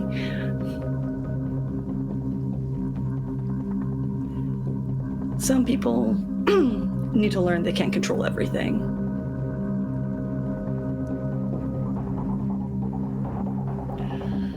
While we're thinking about who controls what, thank you so much, Phoenix, for the raid. Phoenix Iwaki, our good buddy Phoenix Iwaki, thanks for the raid, mate. We're going to be doing some fundraising a little bit later this year with Phoenix. And Phoenix and I have some other things we're talking about, so maybe there'll be some surprises along the way. But do check out Phoenix's channel. Phoenix is a very good mate of ours and super fun guy. And his channel is always tons of fun. So thanks for the raid, mate. Greatly appreciate it. I hope you're doing well. We are playing some Vampire the Masquerade here tonight, so hold on to your britches. It takes a while, but the message you get back is, I have no quarrel with you. If you don't get in my way, I see no reason to hurt you.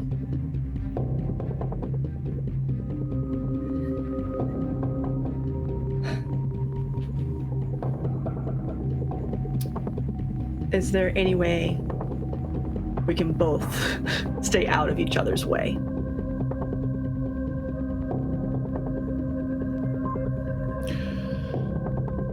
That opportunity is probably past. No response, but I consider the conversation finished.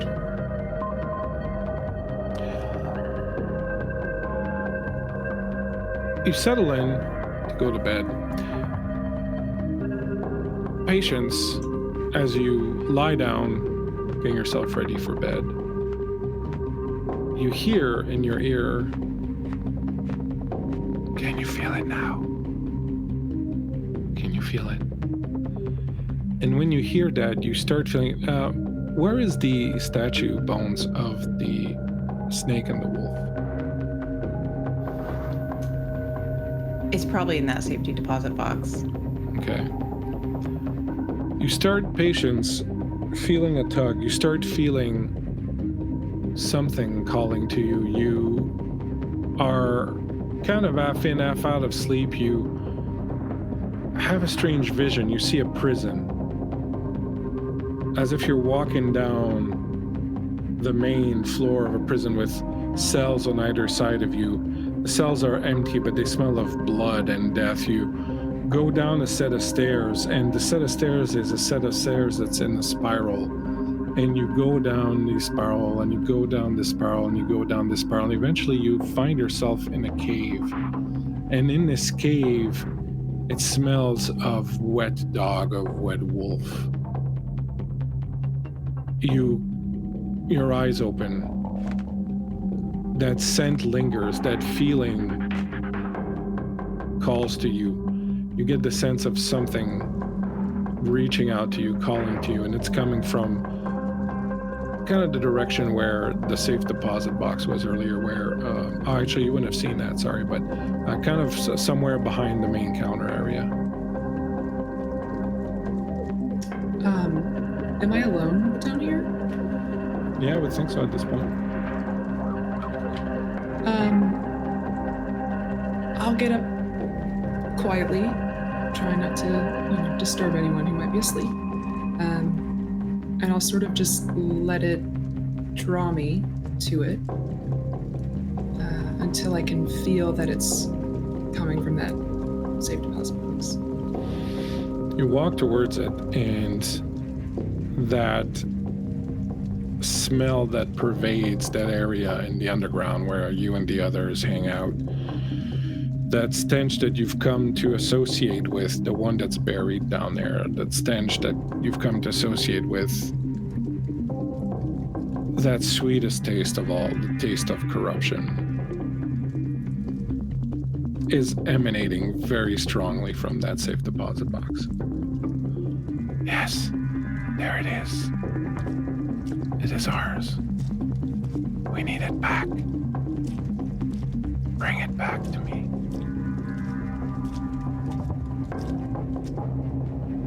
I'll bring it to you.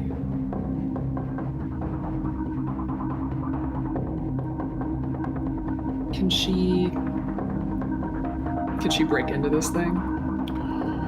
You sidle up to it and start taking its measure, seeing if there's anything that can be done about it. Helena,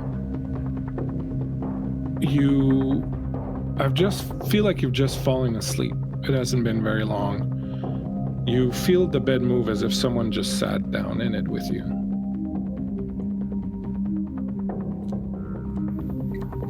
I turn to look. You see Hayden sitting there. What are you doing?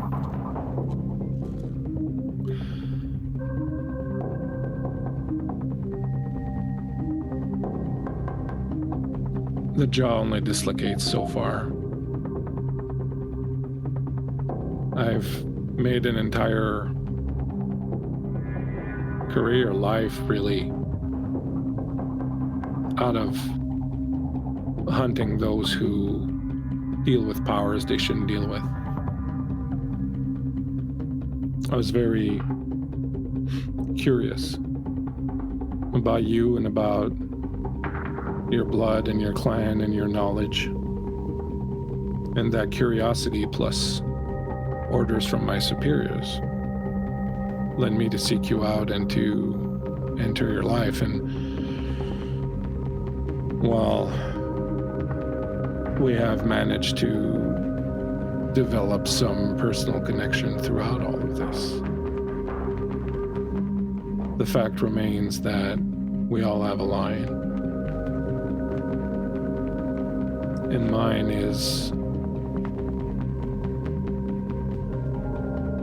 downstairs. The willingness to truck with infernal powers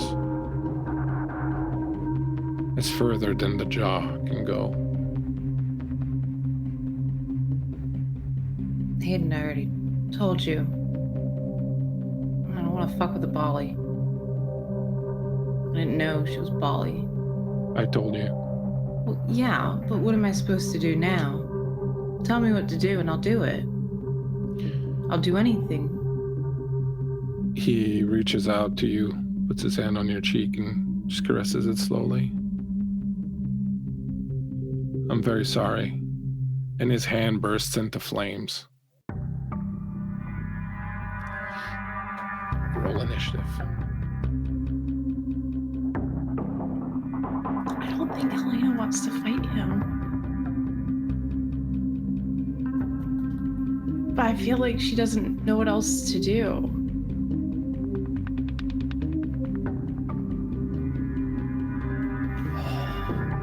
Okay.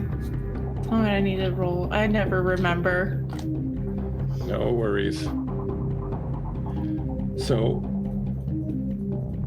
for initiative, you're going to add your, hold on a sec, your dexterity plus your wits together, add that. And then you're going to roll a d10 and add it to that number. The rest of you can also roll initiative. 7 plus a d10. 7 plus 9, 16. Okay. Everybody else, you're going to be at least a round behind.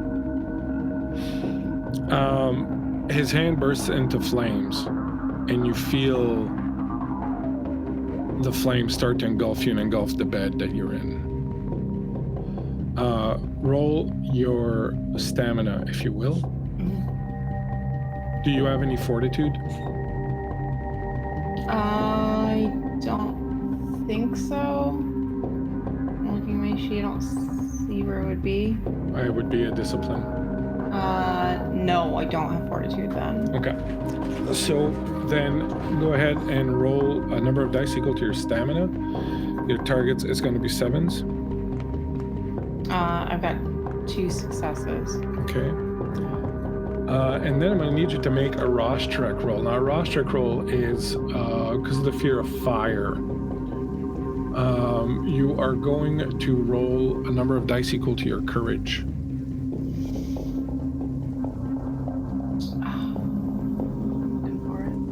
Your target is going to be 7. Sorry, Blake, where's my courage at? Your courage is top right hand. Oh, okay. It's 4 in your case. You do have 9 moves, right? So keep that in mind. I got 2 successes and Okay, no so in launches. order not to go into a frenzy because of the fear, you need 5 successes on a Rosh Trek roll. Yeah. So can I spend those night moves to go ahead and make You can spend 3 9 moves and get up to 5. I'll do that. So as the fire engulfs you, so you're going to take 3 aggravated damage, by the way, from the fire. Oh, I need So you mark your damage under A. I So saw that you- damage from last time we were playing. Yeah, that's okay. You can erase that. I'll erase it for you. But under A, you're going to mark 3 damage. As the flames spread out, you see the flames, and your instinctive fear of fire as a vampire is one of the few things that can actually kill you. Threatens to take over. Your beast is like kind of clawing and trying to get out, but you manage to stamp it down, to push it down, and to resist that. What would you like to do at your initiative, which was 16, I think? I think initially Helena is screaming at Hayden. Don't do this. No, I don't want you to do this. I wanted to mean something to you. Do I not? And with that, I'm going to go ahead and try to use the tongue of the asp.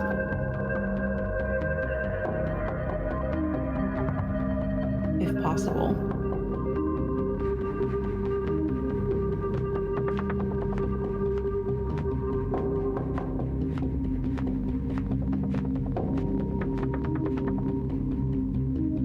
I don't see where I need to roll for it.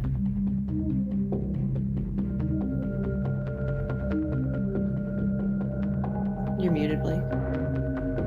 Sorry, it's going to be your dexterity plus your brawl. Okay. Boop, boop. That's 5.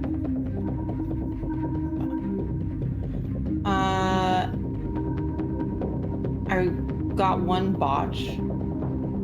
So I rolled a 1 on one of them, but so that doesn't count, right? Yeah, and it negates one of your other successes. What is my Your target is 6, by the way. 6? Okay, so I have 1 success negated, and that leaves me with a 10. Okay. That's my other success. Okay. So roll again. You lash out with your tongue. Yeah, reroll that 10 again. Sorry, I thought you had. It was another success. You lash out with your tongue, and it hits him across the face, opens up a huge gash, and he kind of recoils back and falls back away from you, and you see an opening to roll off the bed and kind of get out of the flame. So you roll off and you hit the floor on the other side of the bed. The bed's on fire right now. It's everything you can do to kind of keep control of yourself. Downstairs, the two of you, Beth, you start smelling fire, and you hear someone screaming upstairs, and Alex, you're awoken as there's a loud thump that hits the ground, and then as soon as you awaken, you start smelling fire, and you hear the sounds of like people screaming and some sort of conflict going on. Beth, what would you like to do?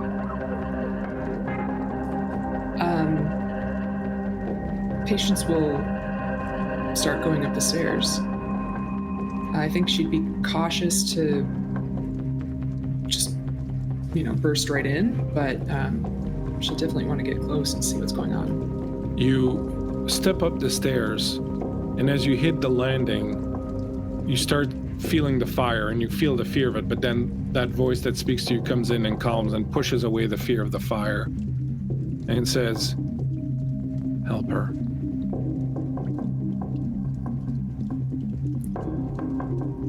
You approach the door, you look inside, you see Hayden on the ground, his face is bleeding, the bed is on fire, you don't see Helena anywhere. That's as far as you can get on this round. Francis, what do you do? Get up out of bed, grab phone, sending a text to Bahari. Fire. Save her? Question mark. As I approach the door and keeping a good I'm not rushing to her, rushing to that room, kind of keeping my distance at the moment. Okay, you're just sort of slowly going up towards that area and waiting. See, you can see patients at the door kind of leaning and looking in. Mm-hmm. Back up to the top. Hayden is going to get up. He's got a couple of aggravated wounds also. He sort of takes stock of the situation, sees the fire. He's going to have to make a raw strike roll. Second.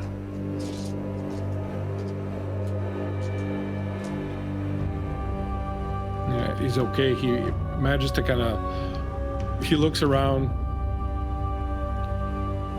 and he says, I hope a warning's enough. And he turns and starts to head towards the door, and he comes face to face with you, Patience. And as he does, he sees you. He sort of pushes his hand out like this, and you feel something hitting you in your chest and sort of push you back. Go ahead and make a strength roll for me. Your target is 7.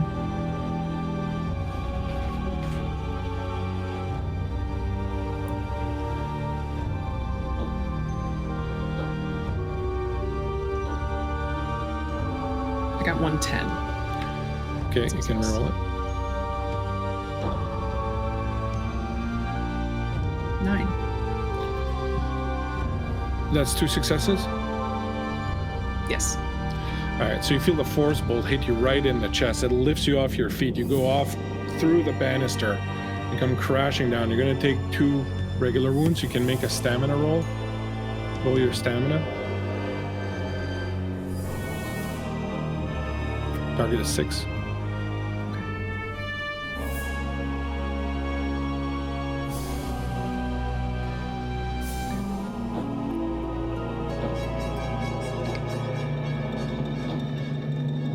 Okay, I got 2 successes.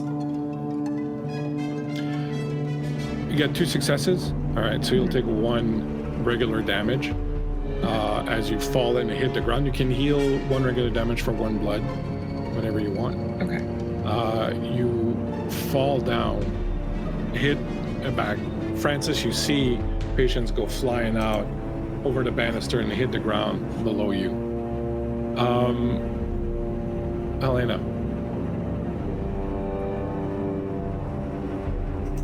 Muted.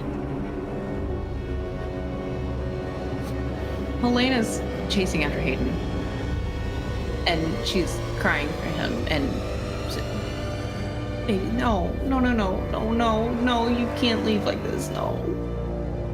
You'll catch up to him because he's just in the doorway. He had to stop when he saw a patient, so you can come up to him. And she's trying to wrap her arms around him to hold on to him, and she is like big tears. Helena's crying very openly. Very big tears. Very big tears. Back up to Patience. You are on the ground, not too badly hurt.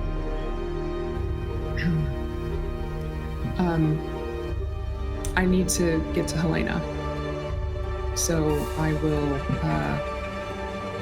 you said you're going after him?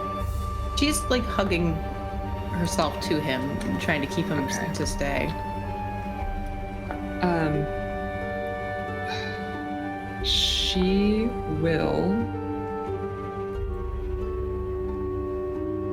She'll go up there and just say to you, Helena, let him go.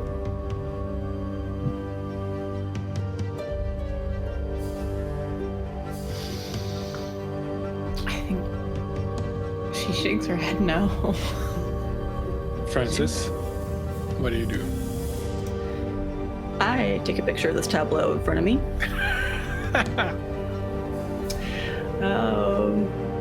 And again, I think I'm just immediately sending it to Bahari. Bahari with a I love blackmail smiley face. No, not quite that bad. Just a this could be used elsewhere situation. And slowly stepping closer. How does Hayden look, like emotionally? Stone-faced. He looks completely like devoid.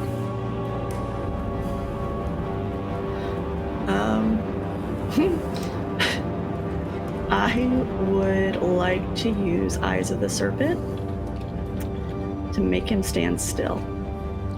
Okay.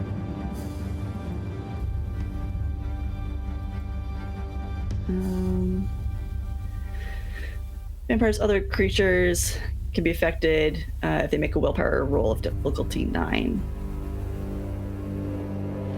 Okay.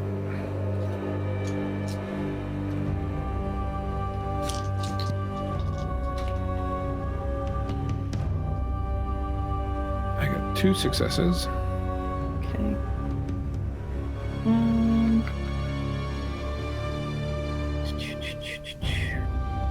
I guess it's my first time using it, so then would I roll my willpower or just competing?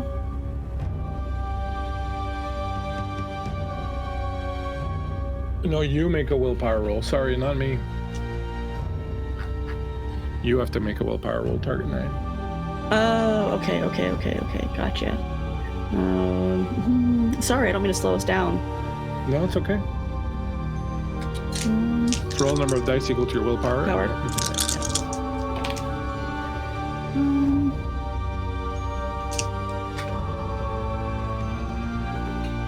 I got 3 successes.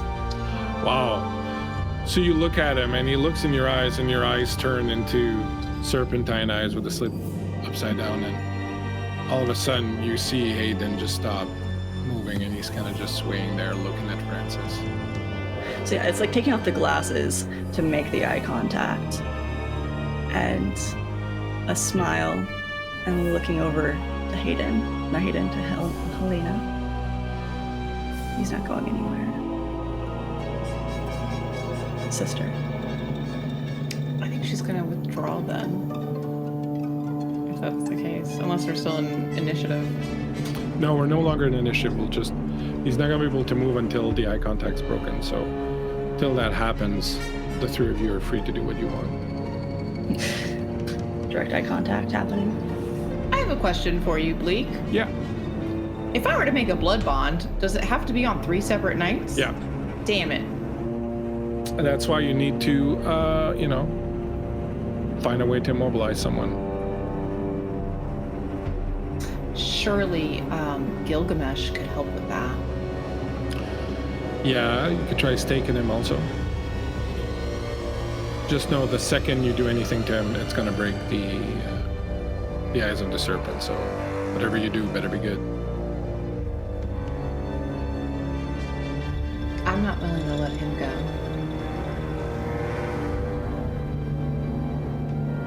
I imagine I still have that stake from killing the sheriff. Or staking the sheriff. It's probably downstairs, yeah. Don't move, Francis.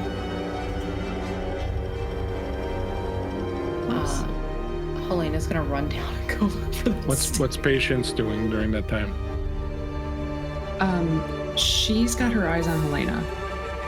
And when Helena starts to run, she'll sort of half follow, just keeping an eye, but she's also very interested in staying within sight of what's going on up here as well. So, sorry, you're going down with Elena, is that what you said, or? Like halfway down. Okay. So you'll see Elena go downstairs. Do either you want to do anything while Elena's gone, or? I'm gonna keep my word on this. I'm gonna do my best to keep this eye contact and let this moment happen.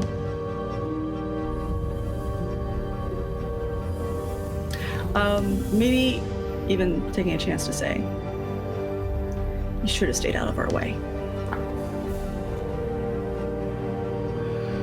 You come back upstairs, Elena, with the stake that you used on the sheriff earlier.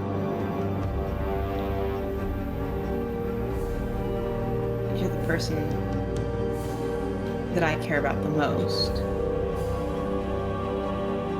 I don't love anybody but you. And I really hope you learn to understand that. And I'm going to go ahead and try and stake him. You aim right where you know his heart is, that heart that you've Then against, and if only it beat, you would have heard it beat, but he's dead, so it doesn't beat. And you push the stake in, and as you do, the stake shatters in your hands, thousands of shards of wood exploding everywhere. And you see this little red piece of string that he always wears around his chain, a chain that you gave him. The little piece of string unfurls and falls down.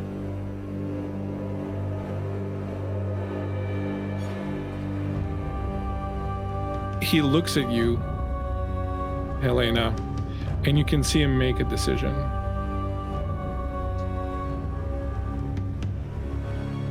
And he reaches out.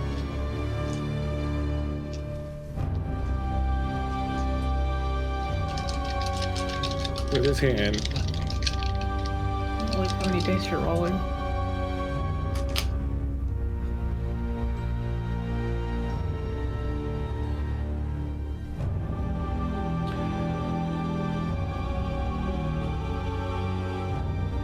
I forgot to do one thing first. Hold on. You don't have to. Fast and loose. He looks at you, you see him make a decision. He raises his hand, turns it towards Francis. Francis, your blood starts to boil inside your body. You feel it burning you from the inside out. It starts to pour out of your mouth. It starts to pour out of your eyes. It starts to pour out of your very pores. As it burns you, literally turns to boiling magma inside of you. You are going to take 5 points of aggravated damage. Sure.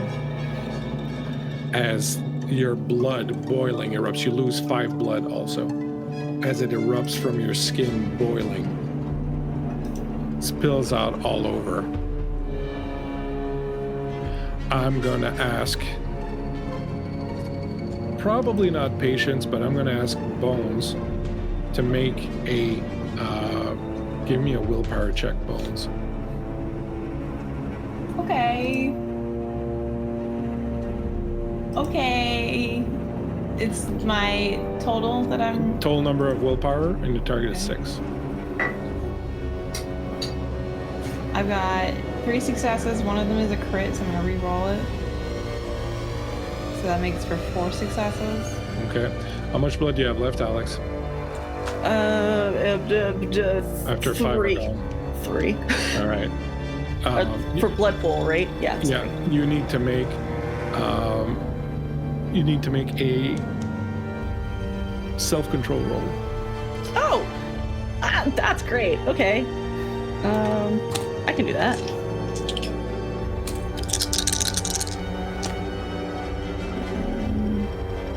Can I use one of my advantages? Yeah. 2 successes. 2 successes. Unless you spend a willpower point, you're going to go into a frenzy. The temptation. Yeah, I kind of want a frenzy. Let's do that. What's the worst that can happen? Helena, you managed to keep control of yourself as you're seeing all this blood, boiling blood, pour out of your sister, but you can clearly see now that she's lost it. Her eyes have turned completely red. Her fangs are bared. Let's go around here and take a look at what everyone's doing. Patience, what are you doing? Watching this happen. Taking a picture of this tableau. Taking a picture of this tableau. She watches there, and her wide eyes kind of narrow a bit. But she just stands there. She doesn't make a move to do anything. She just watches. Helena, what are you doing? How is Hayden reacting to Helena's nearness of him? He's completely focused on Francis right now. The power he's using is really high level and it requires a lot of his concentration, so he's like still like sort of holding it and focused on her. Would I have seen Francis take that picture of Helena and Hayden? And I rolled an awareness plus perception. Okay. I mean, there was a lot going on, but it was right there, so. Right. 2, and then awareness. I can't find anything. Alertness? Yeah, alertness. Okay. 1, 2, 3, 4, 5. What's my DC? 6. Okay, I got 1 success. You got 1 success? Hmm. You're not sure, but she was holding up the phone towards you. But you can't be sure. And There's she's too in a much going frenzy. Now she's frenzying it.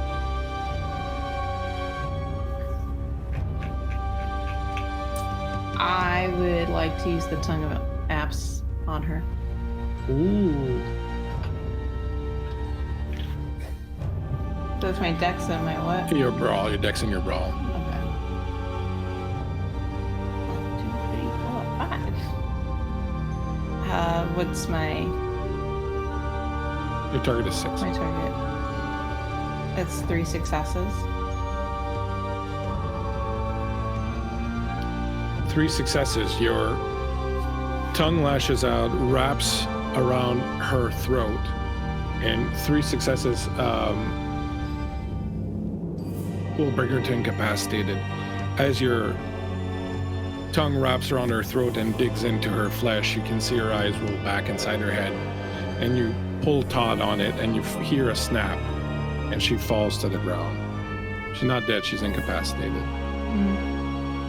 Hayden stops boiling her blood and kind of steps back. Francis, not Francis, sorry, but Patience, are you doing anything?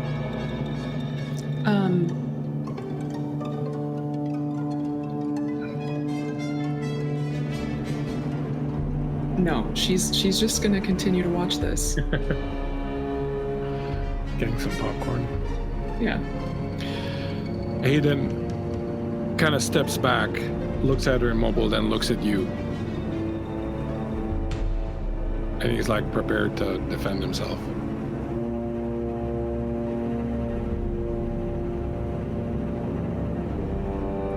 Yes?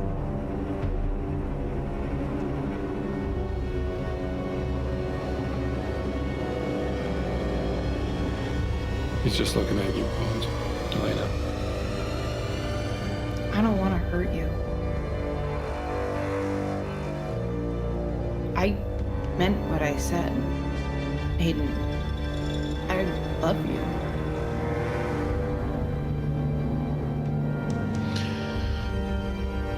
I find that hard to believe.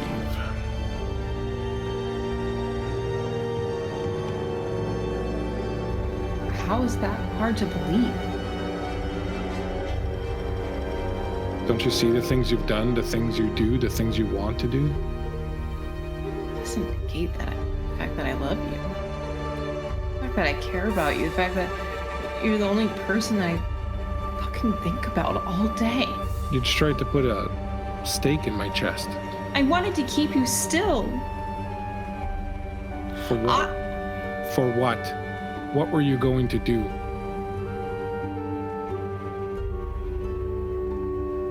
So maybe that you would love me back. So that you would feel like I feel when I look at you.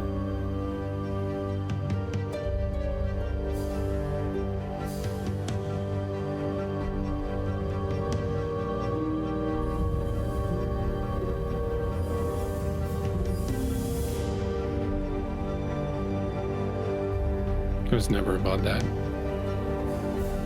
It was about doing what we needed to do to achieve goals. You were using me, I was using you, and that's fine. In the beginning, yes, you were an end to the means to an end. But not now. It's too fucking muddled. I mean it when I say it, Hayden. I love you.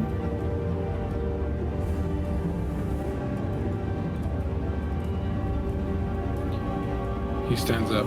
He doesn't stand up because he's standing up, but he comes close.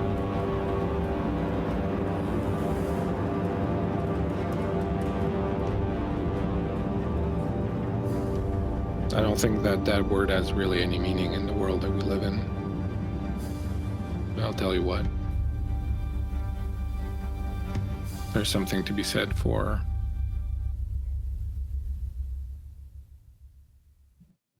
a willingness to do what needs to be done by two people working towards the same goal.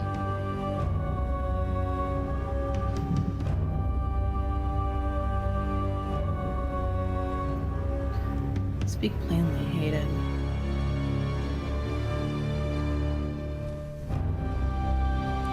He looks at Patience.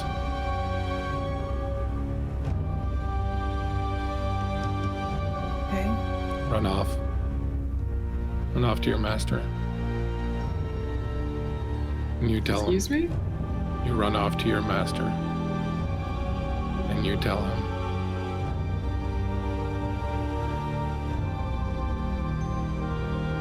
That there's Sure. not, in this place, room for him and your kind.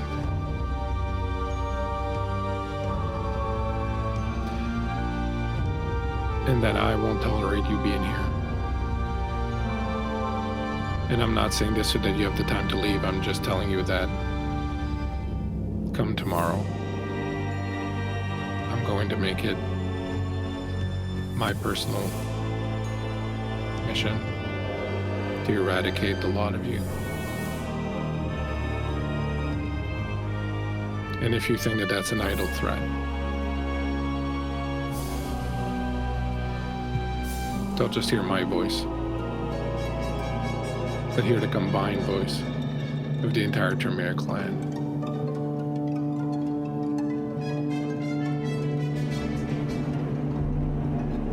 I can certainly take this back. To my master, you said? Yeah, you know what? I think I will. It's been wonderful seeing all of you. And she'll turn around and go down the stairs. Go to the back door, not quite leave yet, but get out of sight and just listen for a moment longer to hear if anything's happening. Hayden turns back to you, Helena. That fucking statue. We're getting rid of it tonight.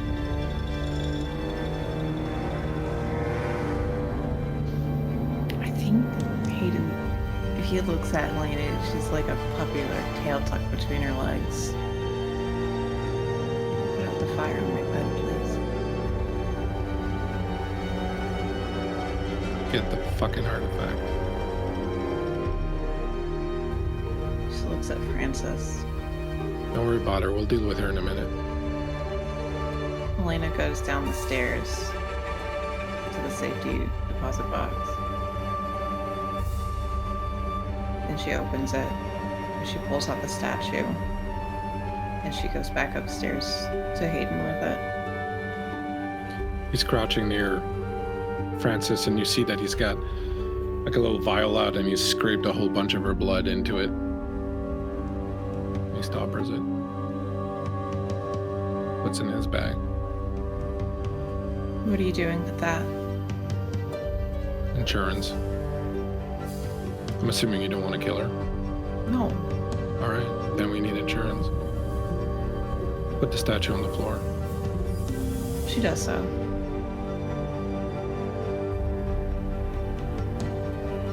See, you have will. There are things you want, and you can have them, and you can get them. But there are things that are stronger than you and stronger than me. And these things are not from here. And these things cannot be overcome. That is what makes the difference between us and the Sabbat. They have been overcome by this thing. It's called the Worm, and that statue represents it. It's the darkest, most corruptive power in this world. You were human once. there's still parts of you that remember that. And because of that, you can never be wholly... You can never be like that thing. But those who give themselves to it.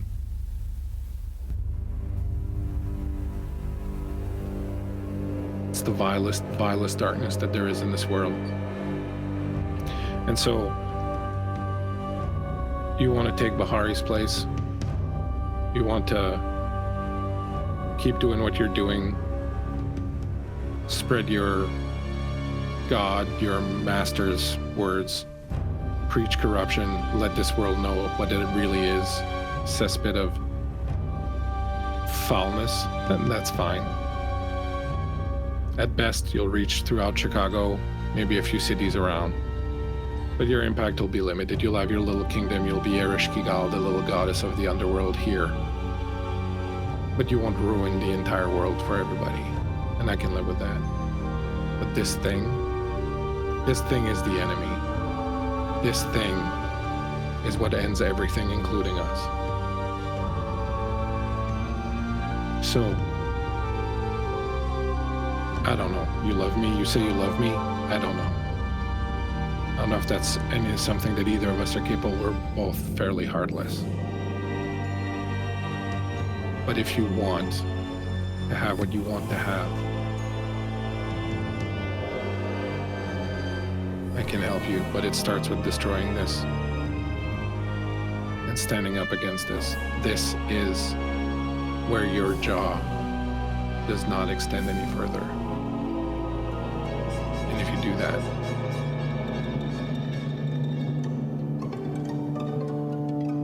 I will help you, and you will help me, and we will both get what we want.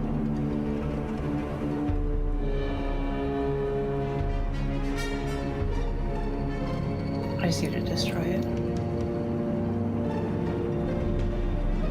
It's made of clay. If you step on it, it'll break. I think with bare feet, she stomps down on it. You stomp down on it, breaking it. You feel something dark and powerful from very deep in the earth shake and tremble, call out to you. But it soon fades away.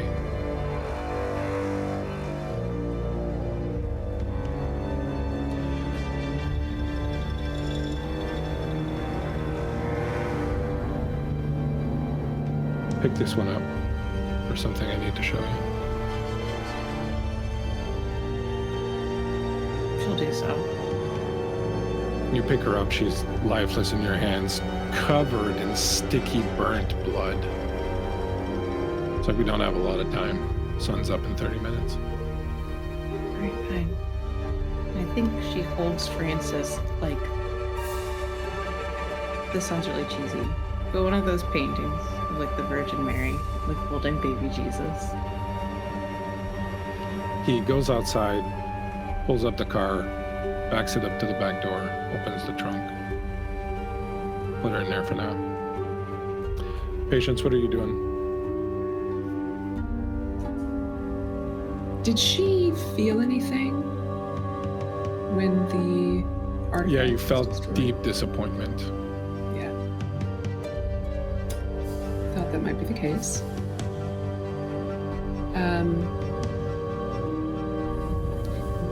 She will use her cloak of shadows to make herself disappear.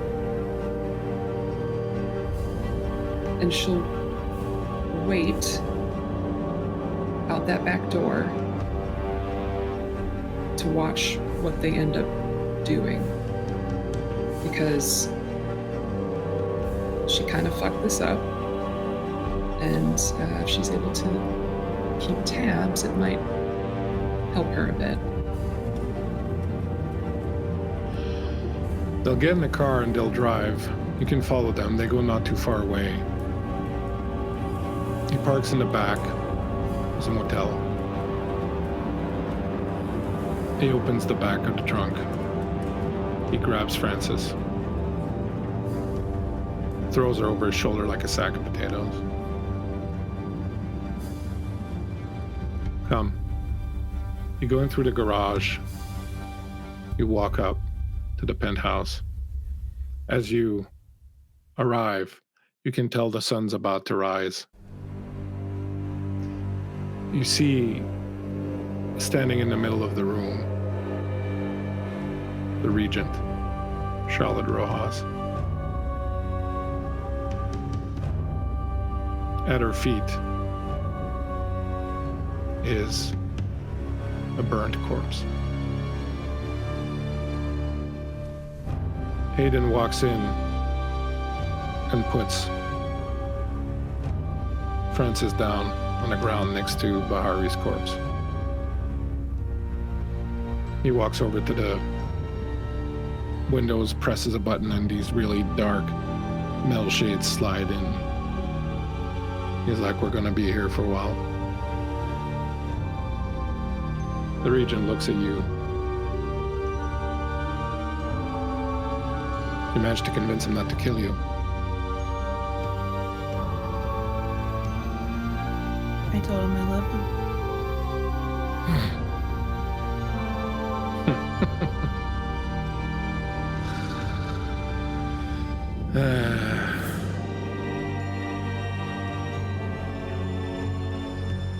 You want to continue to operate in the city? I do. She comes over. Do you want to keep this one? Looking at Francis.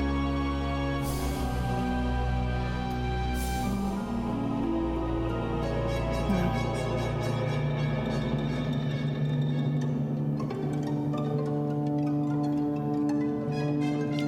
She looks at you. There's something in your blood that belongs to somebody. Someone named Anath. She is your great-great-grandsire. She's the one I want.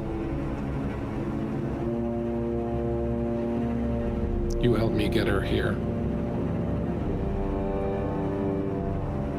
And I will let you do whatever you want in this city. As long as you stay away from the Bali. I don't give a whit what you do.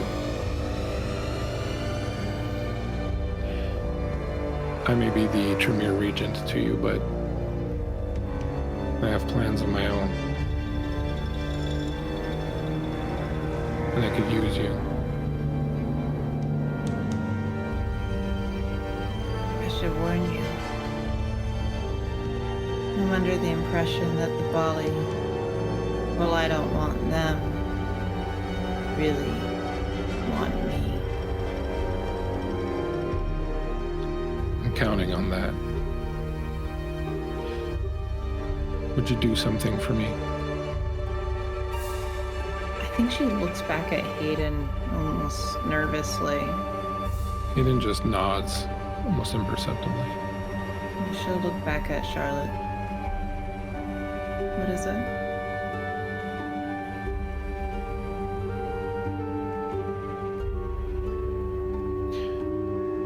My name is Raina Lindworm. 1,000 years ago, I met your great-grandsire, Anath, in Constantinople. And she's the reason why the Bali are here, and whatever's sleeping under the city is still sleeping under the city now. Now that you know that, I want you to take your right hand, and I want you to place it around your throat. I do so.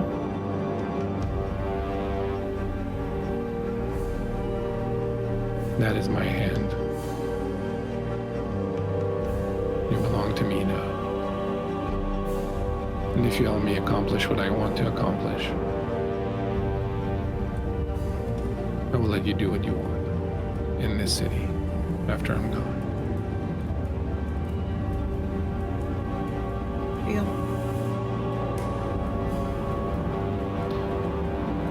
I'll keep this one for now.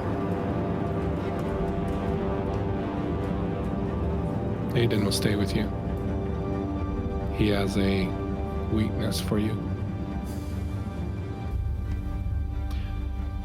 She looks over. What you had thought was a strange, disturbing piece of art, a statue of some kind of ancient monster, like a gargoyle-like thing, starts to move. It walks down, picks up Francis, looks at you with a stony face, devoid of any sort of emotion whatsoever, picks up Francis, lifts her up.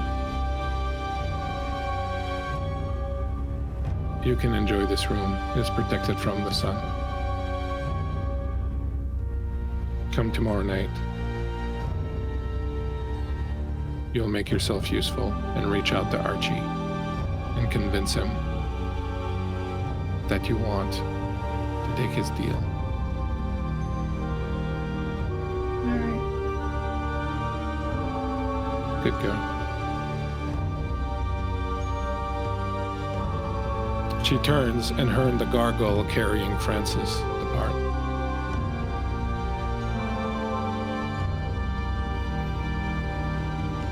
Helena looks back at Hayden.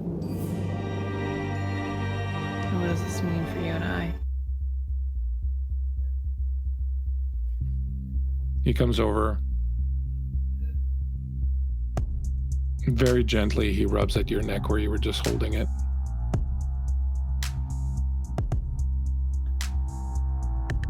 We've eliminated one problem.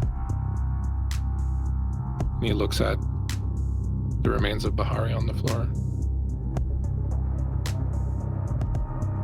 Now we bide our time, and then we get rid of the second problem.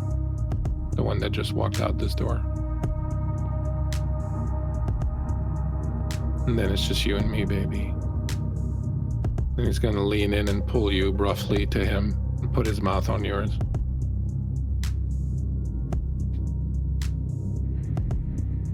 I think her mind starts spinning a million miles a minute now. But she sinks into him and is helpless. Francis, Yeah. you wake up starving, hungry, naked. You're chained in some dungeon of some sort, some lightless, dark stone room.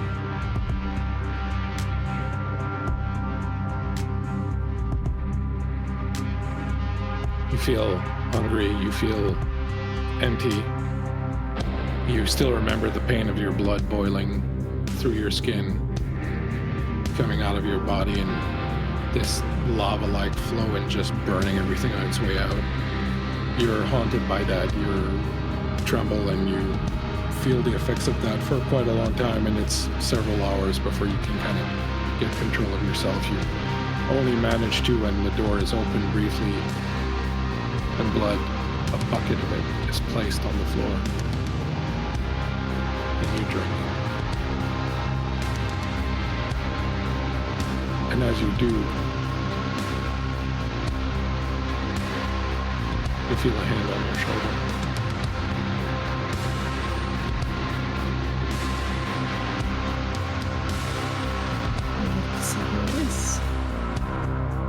You turn around. You see Elliot. Looking strange, evanescent, almost translucent. Looking at you with wide eyes. Something's wrong. I shouldn't be here. Something's happening. As you look at her, you see behind her, appearing one by one, the ghosts of every person you've ever killed. Anyone who's ever meant anything to you.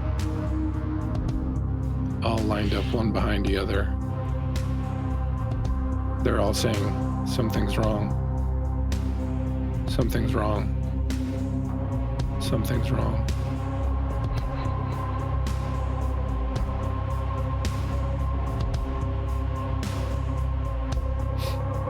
Patience. You get down, crawl all the way down, back into the depths of the pit. You arrive to find the little supplicants busy throwing bodies down into that pit. The stench of it, the stench of blood, of rotting meat, just as always, so sublime. Standing near the pit, dressed in ceremonial robes, is a tall, dark-skinned man. Exquisite beauty. He turns towards you. Says, patience is a virtue.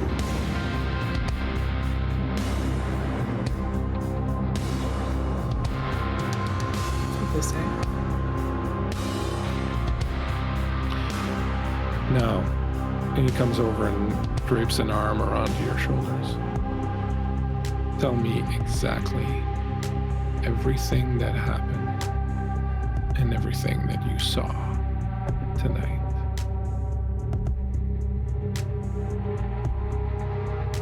And that, my friends, is where we will end tonight's little session of Vampire the Masquerade. Amazing. 10 out of 10.